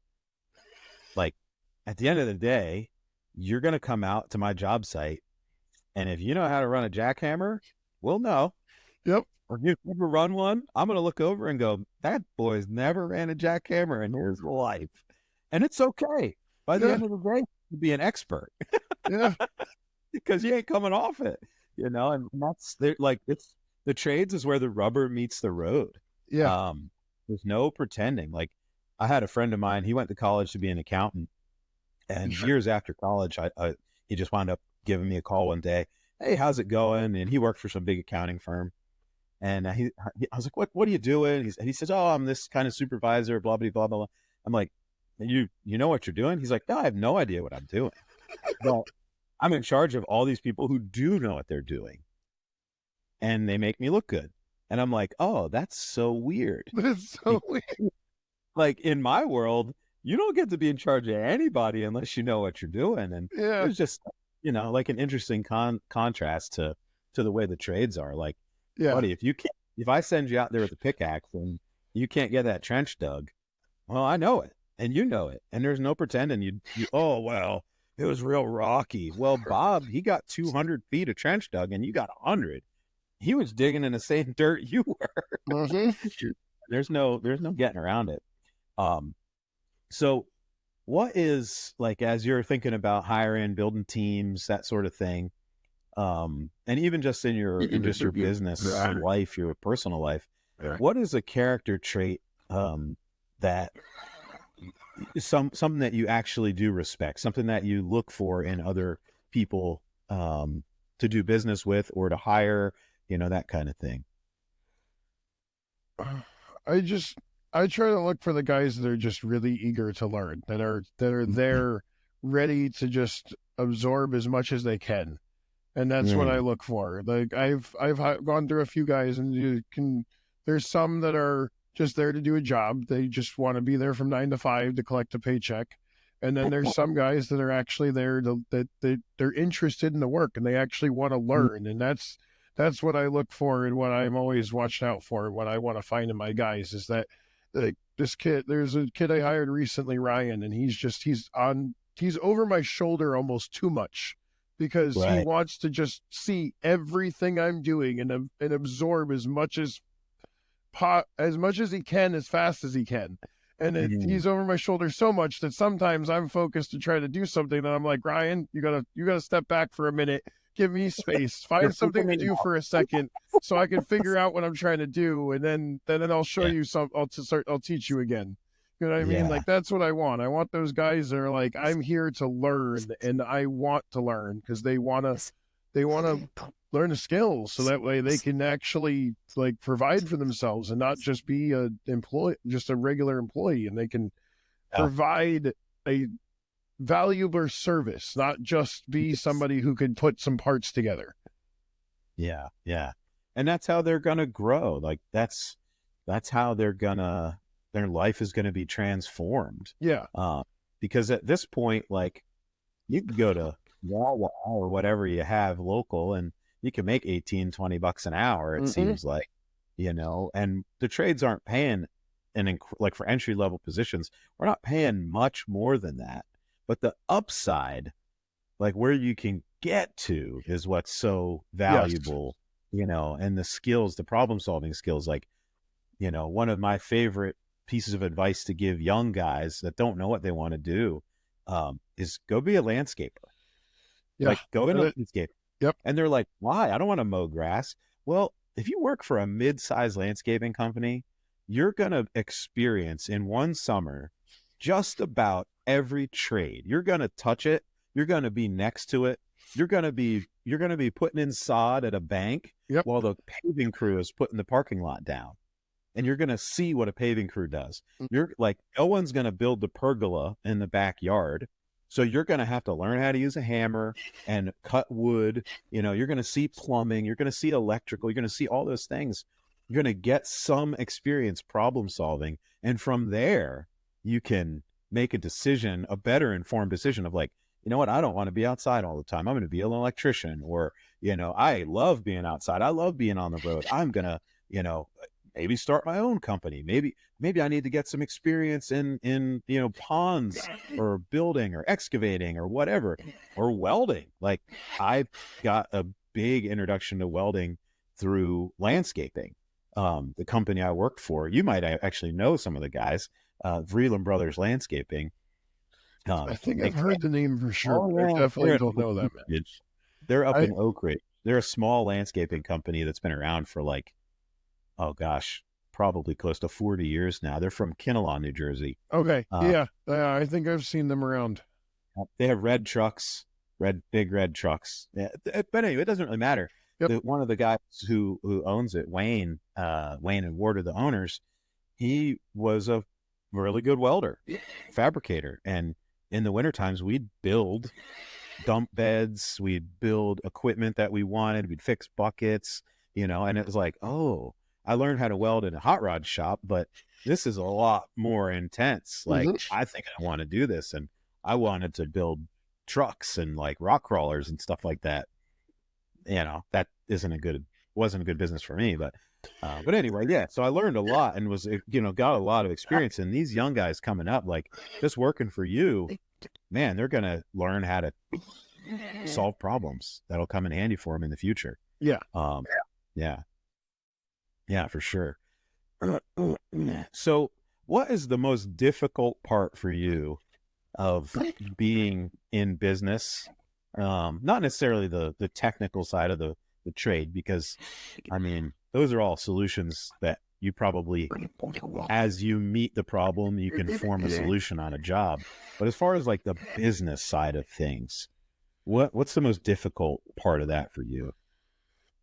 The difficult part for me is I have some customers that are not the greatest experiences. Not all customers. I have a lot of amazing customers, but I've had a few bad experiences with having to chase money for way too long. And it's Yeah. just those experiences are not fun, and they make you question whether it's all worth it, but it is worth it. But it's just like they give you those days where you're like, why?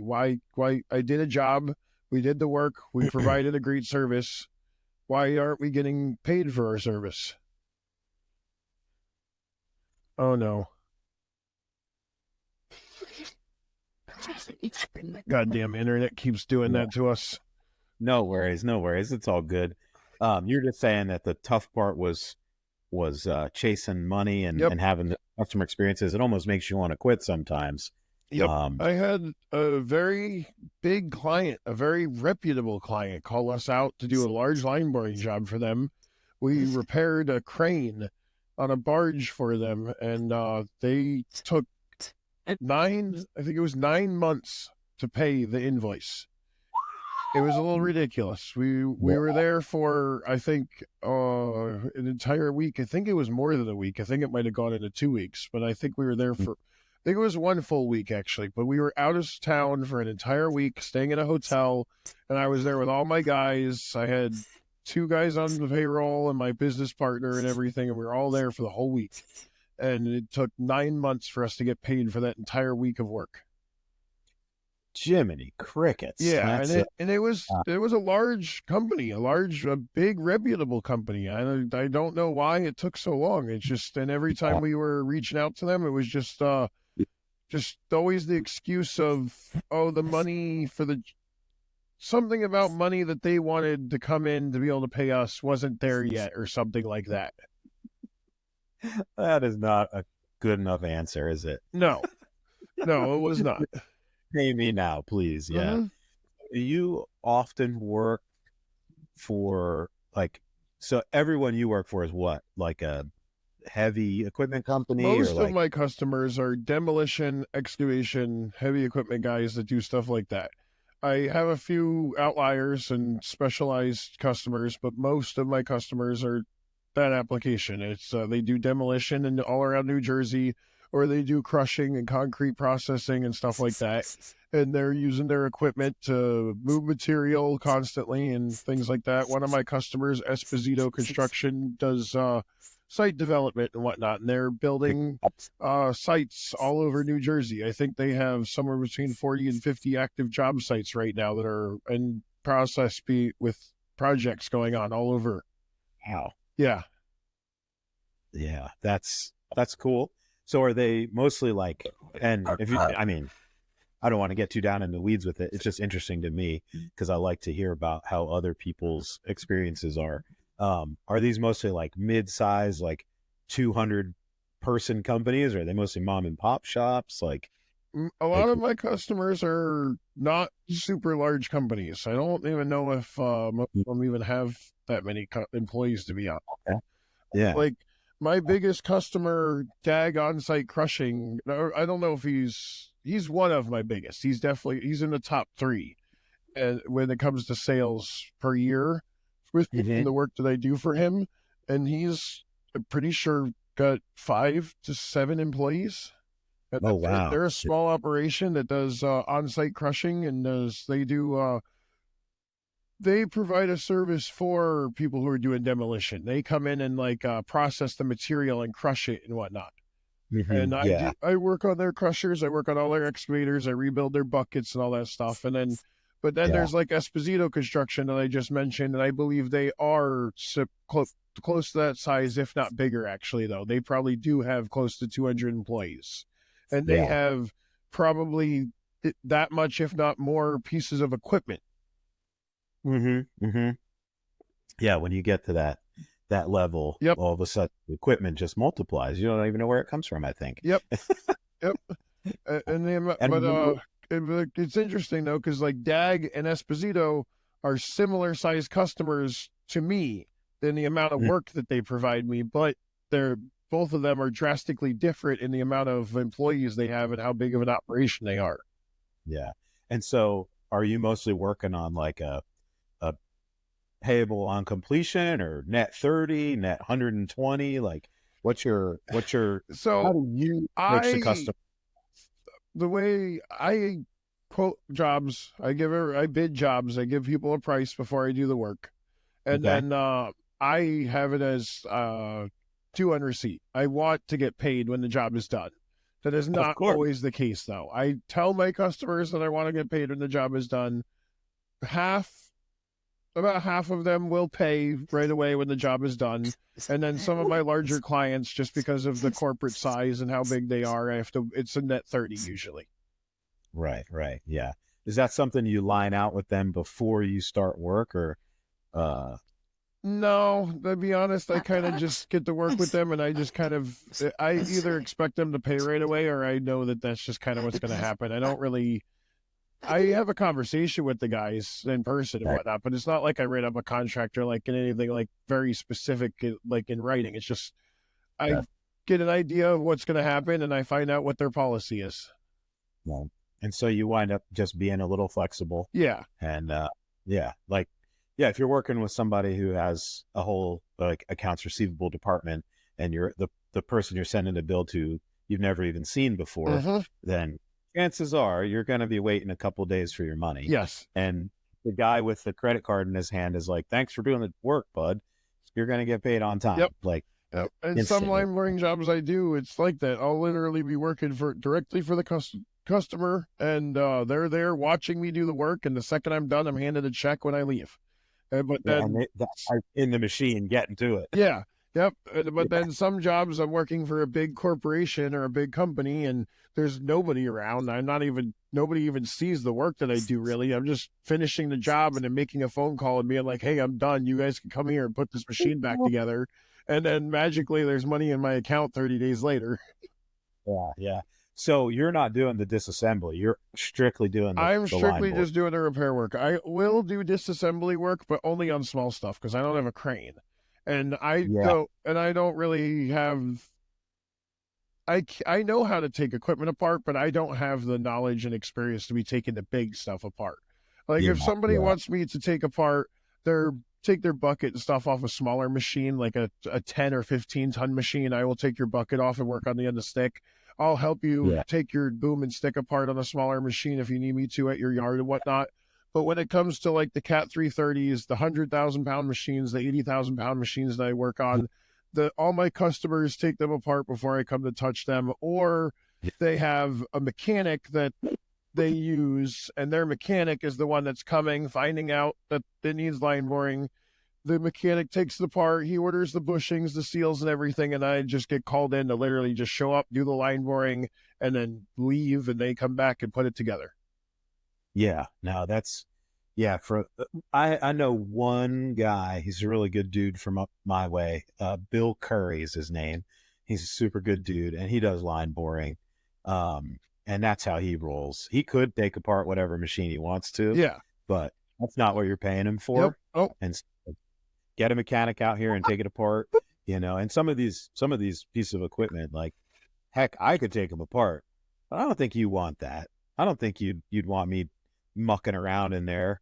There's a right way to do it and a wrong way to do it. yep. You know, when you're looking at like a 36,000 pound capacity wheel loader, it's like, nah, I'm good. That's not my deal. Heck, I don't even keep tools to take stuff apart in my trucks because I don't want anybody getting the wrong idea that I'm a mechanic. Um, Yep. so yeah. Um, gee whiz. There's just so much we could talk about. What do you wish you knew getting into this that you didn't know when you started? Like you started fixing lawnmowers and ATV frames. Like before you started, what was something you wish you would have known that you know now? Um, there's a lot of things I wish I knew, to be honest. It's just I wish I knew more of just business. I wish I knew more business related stuff before I really started a business. Let's put it that way. Mm. Like I didn't know enough about business itself, and all of that I'm figuring out as I'm doing this.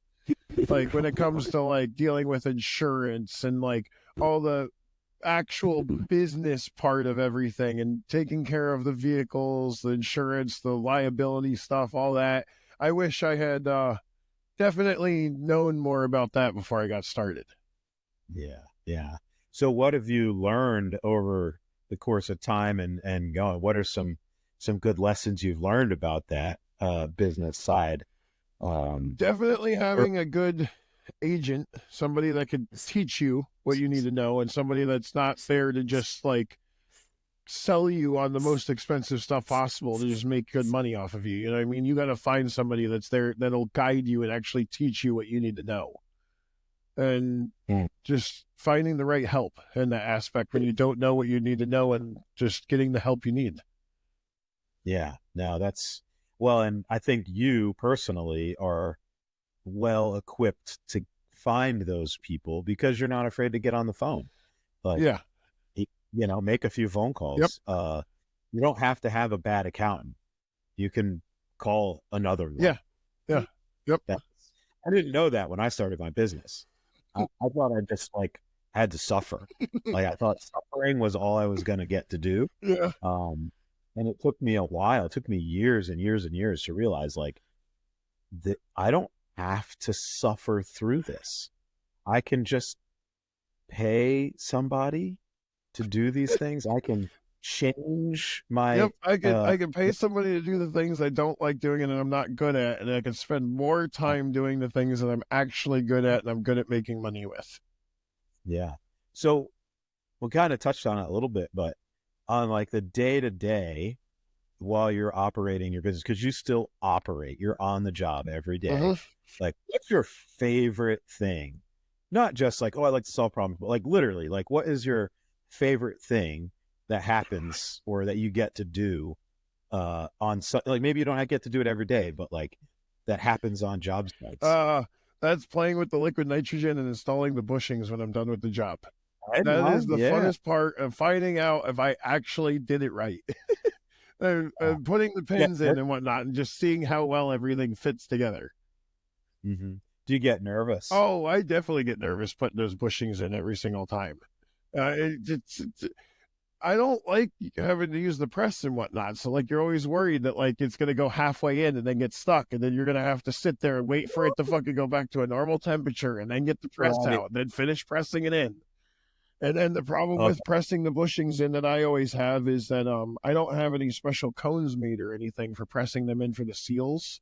So I always have trouble getting the bushings pressed far enough in for the seals to fit. Mm, So the yeah. liquid nitrogen just makes everything so much easier. The trick that I've Yeah. learned though over my time for that issue with pushing in the bushings far enough to get the seals in is that Mhm. if you are there removing the old bushings, and if the old bushings are not in the worst shape in the world, you can cut the old bushings out in a way that you could reuse them, and you can put a slice in the old bushing, like a relief slice, so that way it'll compress and whatnot, and you could use the old bushing to press the new bushing in further into the hole, so that way the seal will fit. You Yeah. get what I No. mean? You can use Yeah, I because the do. old Yeah. bushing is the size of the hole that you're working on, so it works Yeah. perfectly. Yeah. Yeah. I do that with like wheel bear. It's obviously not the same thing, but you can do the same thing with like a wheel bearing. Yep.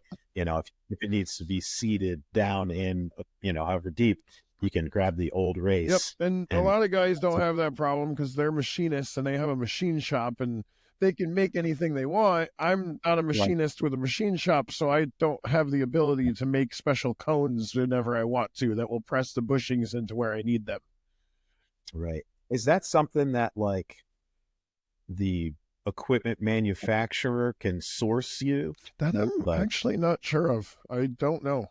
You might recall some cat mechanics there might with be, to be honest. There probably is, but do I really I'm installing different size bushings so often. I don't know yeah. if I was a service truck guy and I was putting in bushings all the time, I think it would make sense. But I don't know. Maybe for me it would make sense, but I feel Well, like they change size so much. It's not like I'm doing the same size repetitive. I'd have to buy so many different ones that I feel yeah, like I'd be spending a lot of money just to be able to do that.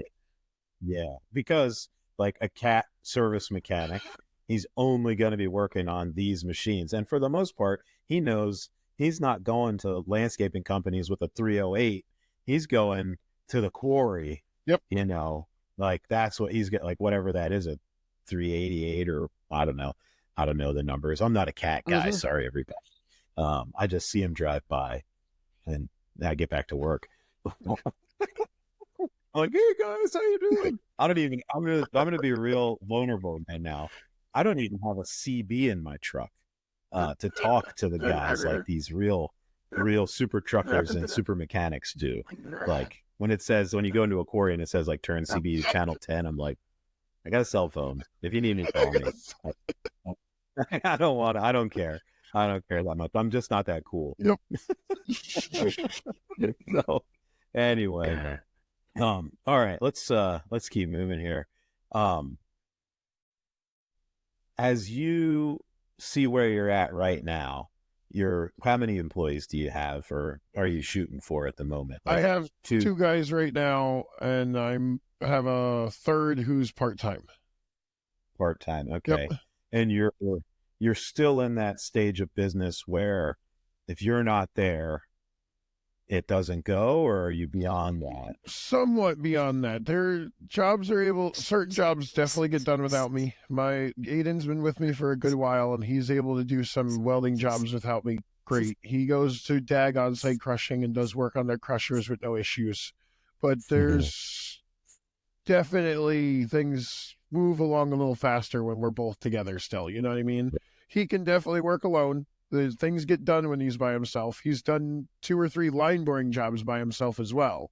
But Right. we're still at a point though where things definitely still get done more efficiently and to a point to where it still makes sense for us to mostly work together right now, which is mostly what Right. we do. And then if things kind of overlap, like say a job's taking a little bit too long and a customer is real eager for us to get to the next job, we'll split up so that way one of us can get to the next job on time while the other person finishes up the job that was taking a little too long. Right. Okay. Yeah.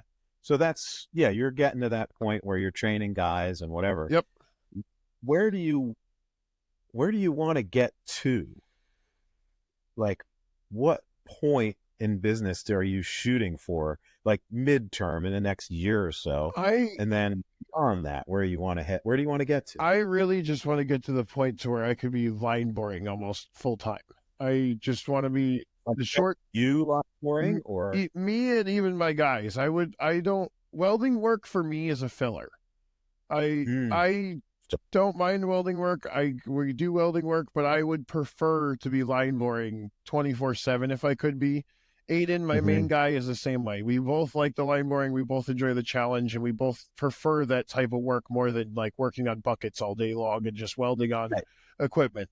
It's what we like doing. And in the next year or 2 years or a few years, what I would like to be is just I think I want to just be 2 crews, and I want us to be traveling around and just doing line boring almost 24/7.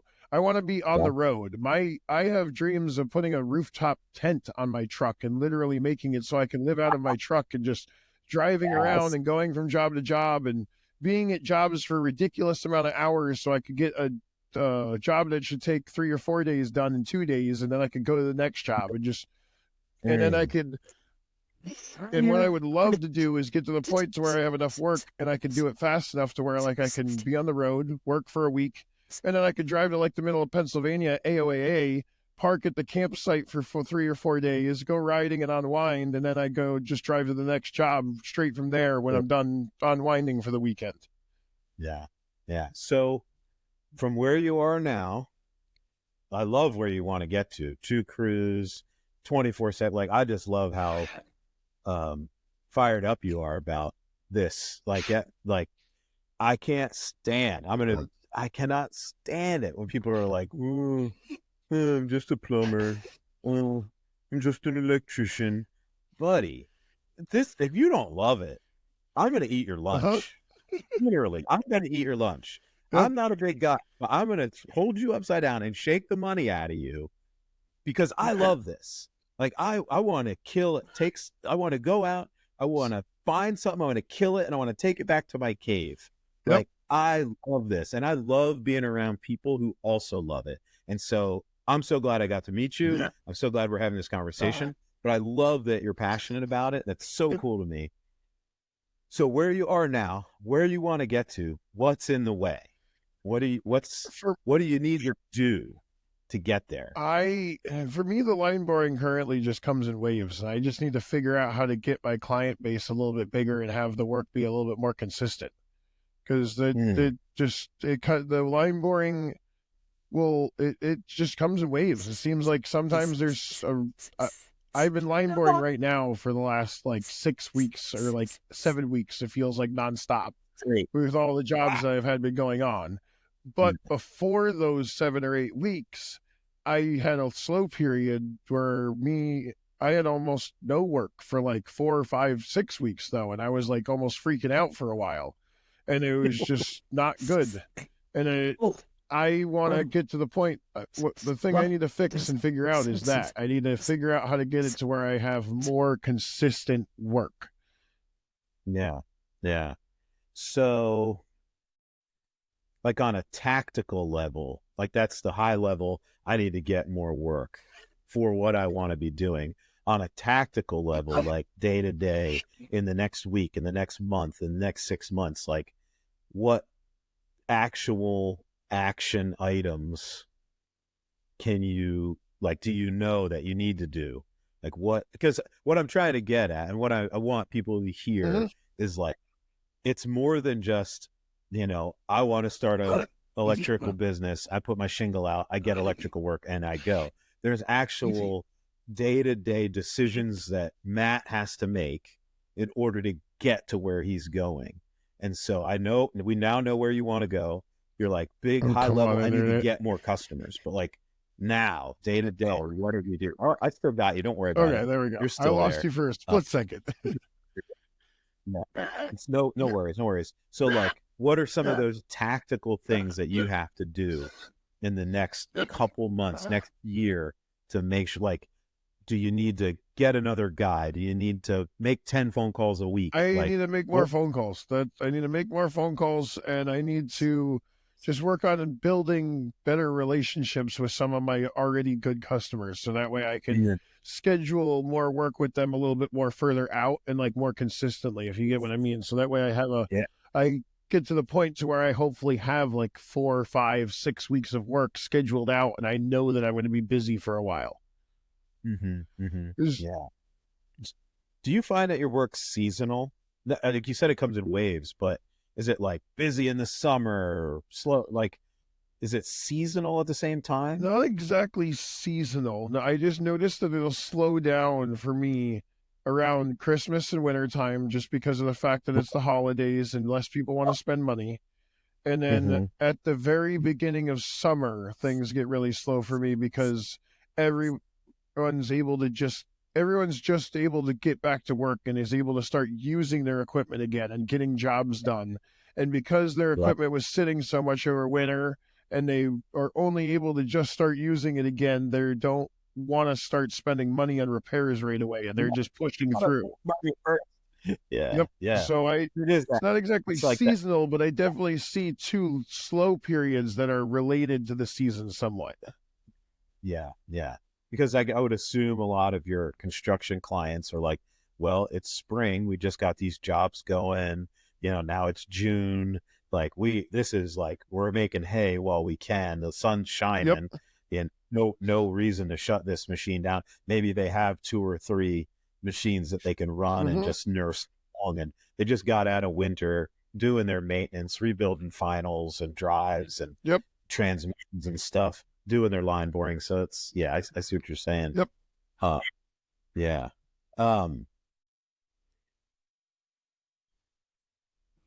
Excuse me. I almost had my throat's drying up here.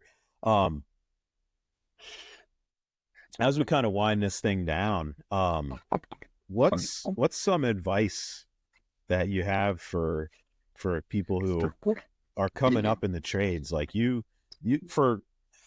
maybe you didn't notice this or not, but you have built your life in the trades. And for the foreseeable future, as far as it's up to you, it sounds like this is going to be your life. Mm-hmm.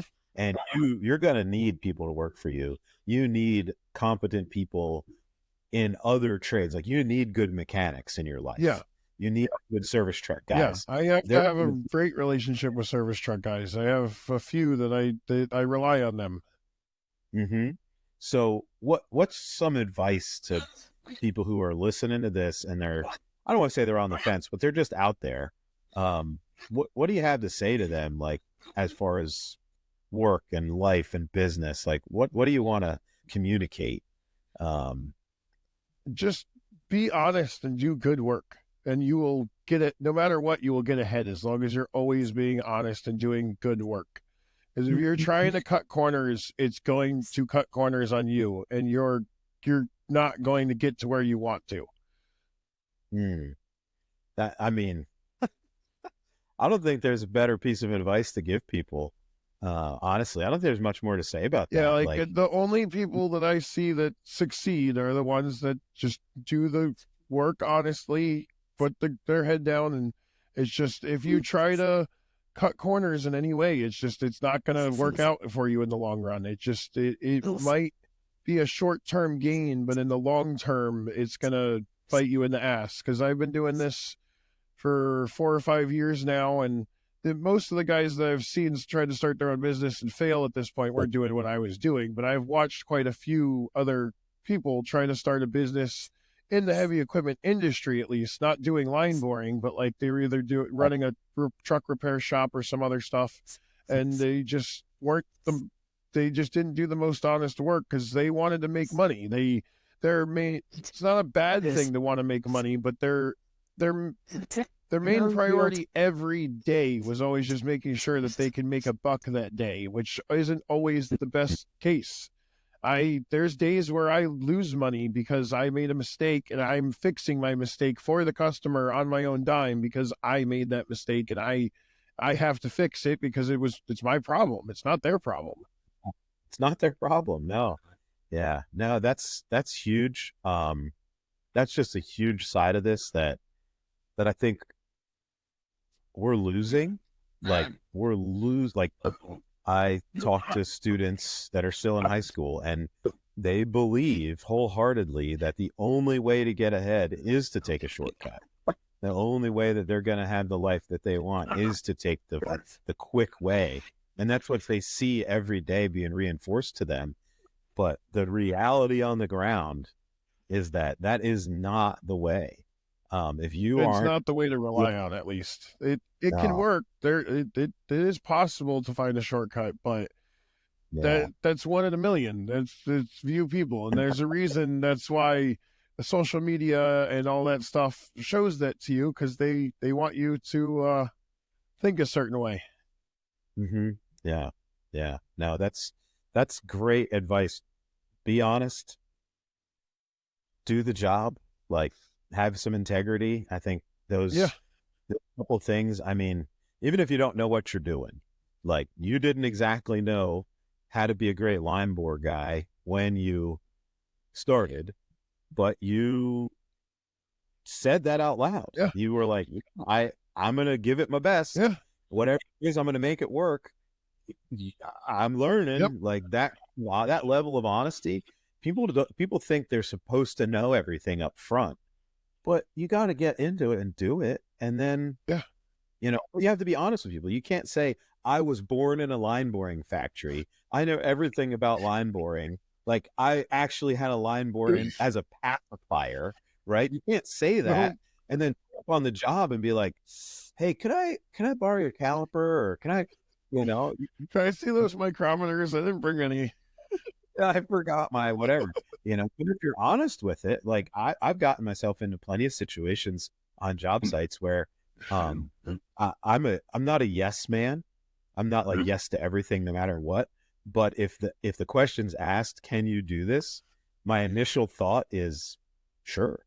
I can give it my best. And I was always taught that if you start like at the bottom, like make a good foundation, no matter what kind of job it is. If you start clean and neat and straight and flat and level and plumb, and then you put the next step on the job, and then it might take you twice as long, but you'll get where you want to go. Yeah. And if you make a mistake, stop, fix it, and then keep going. Like that same method could be applied to anything.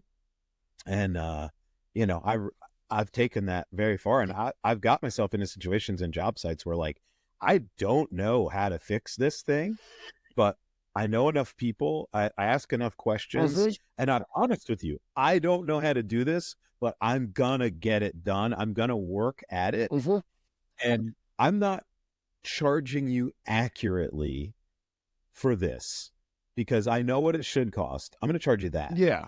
I'm not gonna charge you to learn. Yep. You're gonna pay what I'm owed, I guess. But and I've said this to other contractors, like, I'm not looking to make $1 million off you today. I want to work for you or with you for 20 years. Like, this is my whole life. And they're like, what do you mean? I'm like, dude, if I got to take a little cut today to learn this so that in 3 years I'm still working with you, but I'm going to make it back. Don't worry about it. And you're going to get everything out of me. And that's a huge aspect of this business and all these businesses that nobody really likes to talk about. So yeah, that's good, man. Honest, integrity. Yeah. Do it. I think those are real great pieces of advice for people. It doesn't matter. You'll do a good job no matter what, as long as you do what you can do and you're honest about it and you're not trying to pretend to be something you're not. Yeah. And to be something you're not. This is good stuff. They should teach this in school. Maybe you just have to go to a job site and get beat up and you can learn it. So last little question and we'll be done. It's not a little question, it's probably a big question. It was 2 parts. What are some of your regrets from doing this? And what are some of your big mistakes you've made? Regrets were just buying probably too much stuff too fast in the beginning, thinking that tools would make the thing would solve every job's problem. When thinking that tools will make everything go faster to the point to where it would solve the issues. You know what I mean? I spent a little too much money on equipment in the beginning too fast. And then the other thing is just, I also tried to grow too fast in the beginning. I hired too soon, if you get what I mean. Like I should have stayed by myself a little bit longer and with just my one partner before I tried to bring on a second and third guy. Interesting. Okay. Yeah. That makes sense. Like I brought in the extra overhead and the payroll and made everything more complicated before I'd really figured things out like I should have. And I threw in too many variables too fast. Yeah. Well, yeah, I definitely see that. I know I've done the same thing, thinking that more people is going to make more money. Yep. Or more people I can get out of doing this part. Well, you can't get out of it until you actually know it. Yep. You got to know what you're doing before you can hand it off to somebody. Yeah. Yep. Mistake. Like, oh, you're a good welder. I hired a kid one time. He's a really, really good welder. I mean, excellent welder. The problem was he didn't know how to fabricate anything. And I needed a fabricator more than I needed a welder. Yeah. But I didn't know how to say that. I didn't have the experience to be able to tell a guy, I don't actually, like, you need to be an okay welder. You need to be a fabricator. You need to know how to read a tape measure and a level. Like, you need to know that on the line isn't level. Like, that means it's not level. It's got to be in the lines. It can't touch. And I paid that tuition payment. I had to let him go, and that's hard for me. I don't want to do that.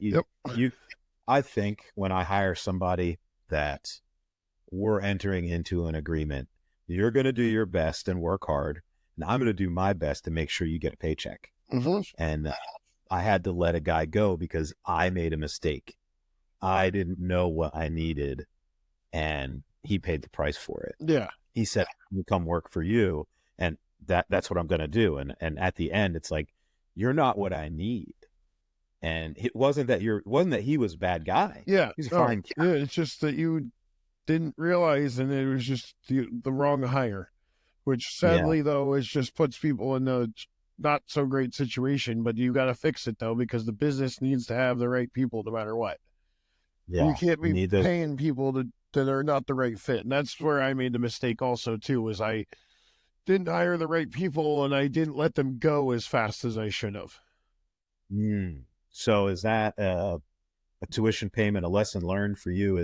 Yeah. Is like hire like how do you hire now? Like knowing that you made that mistake, like Now I really haven't figured out a set way or anything. oh, I have it's most of my hires are through friends of friends still and everything like that. I don't have a set way of hiring yet. But okay, the most of the guys I don't hire anyone that's just a friend anymore, because that's where the right, mistake was in the very beginning. Is that my partner that I started with was a friend. He was a friend first, and going into business with friends is I've learned was not the greatest of ideas. okay, yeah, different expectations and Different expectations, different ambitions, and the just didn't see the picture the same way. So just yeah, like stressed about things in different ways, and like the things that were a problem to them was not a problem to me per se, and like we just saw it completely differently. yeah. Was he an operator of the with you? Like, was he in the field or was he more of He a was in the an, field, and the field was mainly his thing. He actually wasn't involved much with the business side. oh, okay, interesting. Yeah, because I have a business partner and I love it. It's great. I love having a business partner. It's like my favorite thing. But we both went into it with our eyes very wide open. Um, and Mm-hmm. we were pretty decent friends beforehand. But I've heard Dave Ramsey, if you ever listen to Dave Ramsey, if anyone Mm-hmm. asks him about a partnership, he goes, "What's the only ship that doesn't sail? A partnership."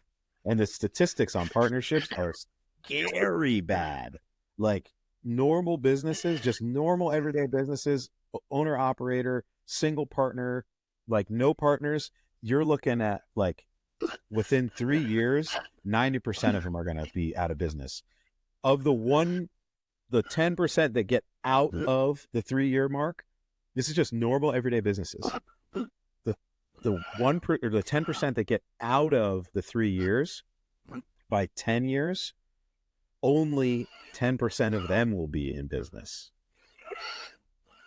That's wildly bad. When you Yeah. add a partnership, it's even worse. It's not even a full 10% make it out of 3 years. Like, it's the worst idea ever. That's hilarious. It's so bad, right? And I'm like, I'm going to be with one of my super good friends. But we both went into this with our eyes well opened. Mm-hmm. Um, and, uh, we've had some knockdown, drag out fights.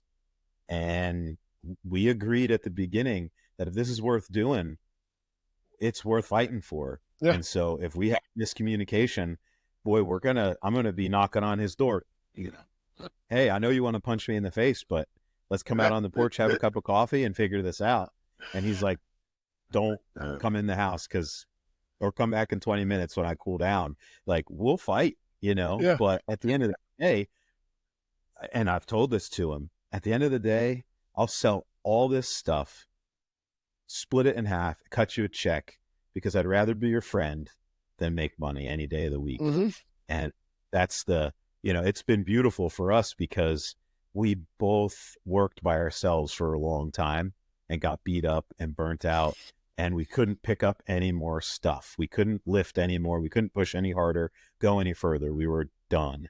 He actually stopped operating his welding business for at least a year Damn. before we became partners, because he was that burned out after 9 years or 10 years of operating by himself. And I was in the same position. And, we said, okay, we got a chance to make something beautiful, like make something awesome that we could be proud of. And it was the best decision we both made Yeah, for, that's awesome.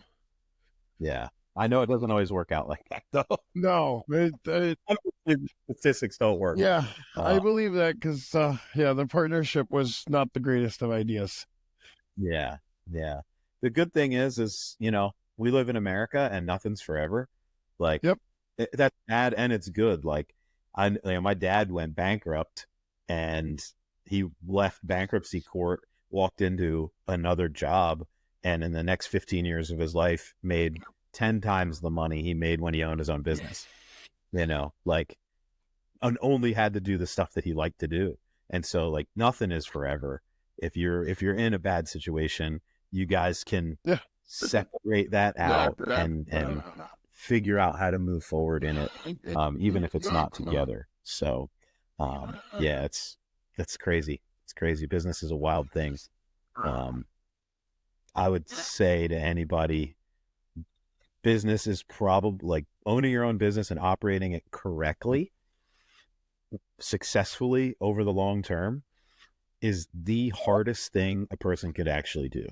Yeah. I can see that. That is definitely true. That's part of the reason why I enjoy it. Like, years. Oh my gosh. Yeah. It's like, wait, why did I choose this? Yeah. It is, but and for those of us, like, here's the thing, for people who just hate their boss and are like, my boss is dumb, I could do that better than him. That's a really bad reason to go into business. It's the reason why most people do it. And it's also the reason why most people stay either, they don't actually own a business, they own a job. Yes. They just own a job. It's expensive and stressful. But for those of us who there's no other option, we're 100% in. It's not just like, oh, it's a little hobby I do on the side. It's like, forever, this is all I'm ever going to be able to do. I have to make this work or I'll die. Man, there's nothing better. There's nothing better, even though it sucks. Yeah. There's just nothing better. Yeah. I don't have a backup plan. It's this. I'm going to make this work. Yeah. Yeah. And I'll tell you this just as a friend, as an old man at this point in my life. I feel real old some days because I've just been through all kinds of weird stuff. There's a difference between quitting and stopping. There's a huge difference between those two things. And if, as you go forward in your business, Matt, if there are things that you shouldn't be doing anymore or people you shouldn't be doing them with, stop, like, as fast as you can. Just like you hire slow, you fire fast. It's the same thing. If you're going down a road and there's a guy and he says, listen, I will give you work for 20 years fixing these dumpsters. If that's not the way you should be going, stop. But don't quit. Yeah. Don't quit. Don't quit. Yeah. Yeah. Quitting is the worst thing you can do. Yeah. Because you're guaranteed to fail. It's like 100% guaranteed to fail. So, man, I think that's a good place to stop. We're not going to quit, but we are going to stop. I really appreciate you, Matt. This has been. Yeah, I appreciate this as well. It was really good talking to you. Yeah, it's really good. Don't be a stranger. If you're out riding, you go out to AOAA, give me a shout. If you ever want to come way out west to go to the Rock Run or come ride in my backyard, I'll definitely end up out there. I'm actually going to be at AOAA next weekend for the entire weekend. Yeah. So that's actually a real good question. What are your hobbies outside of work? It really is just riding mostly and just going camping. And then, I just like to go and just get away and just go ride and like just camp for the weekend. That's just about it. Nice. I used to be really into video games, but Matt, as I've grown up, I really appreciated you being on, and I think you froze up again, but it's all good. It's all good. We're going to end this right here. I appreciate you being on. Okay. For anyone that's still listening after all this time, we appreciate you. This podcast is dedicated to the hard workers. It's not for soft hands. It's not for people who are halfway. This is for the dedicated. This is for the fully in, 100%, 2 feet, 10 toes deep, all that stuff. And it's the podcast that I want to listen to. It might not be for everybody, but it's for us. And I just want to let you know that moving forward, for as long as I do this, there's not going to be any ads. I'm not going to try to sell you anything. The only thing you can do to support is listen. And if you want to send it off to a buddy, send it off. That's it. I'm not asking for anything, and I'm not going to sell you anything. So thanks for listening. Really appreciate your time. You guys have a great day.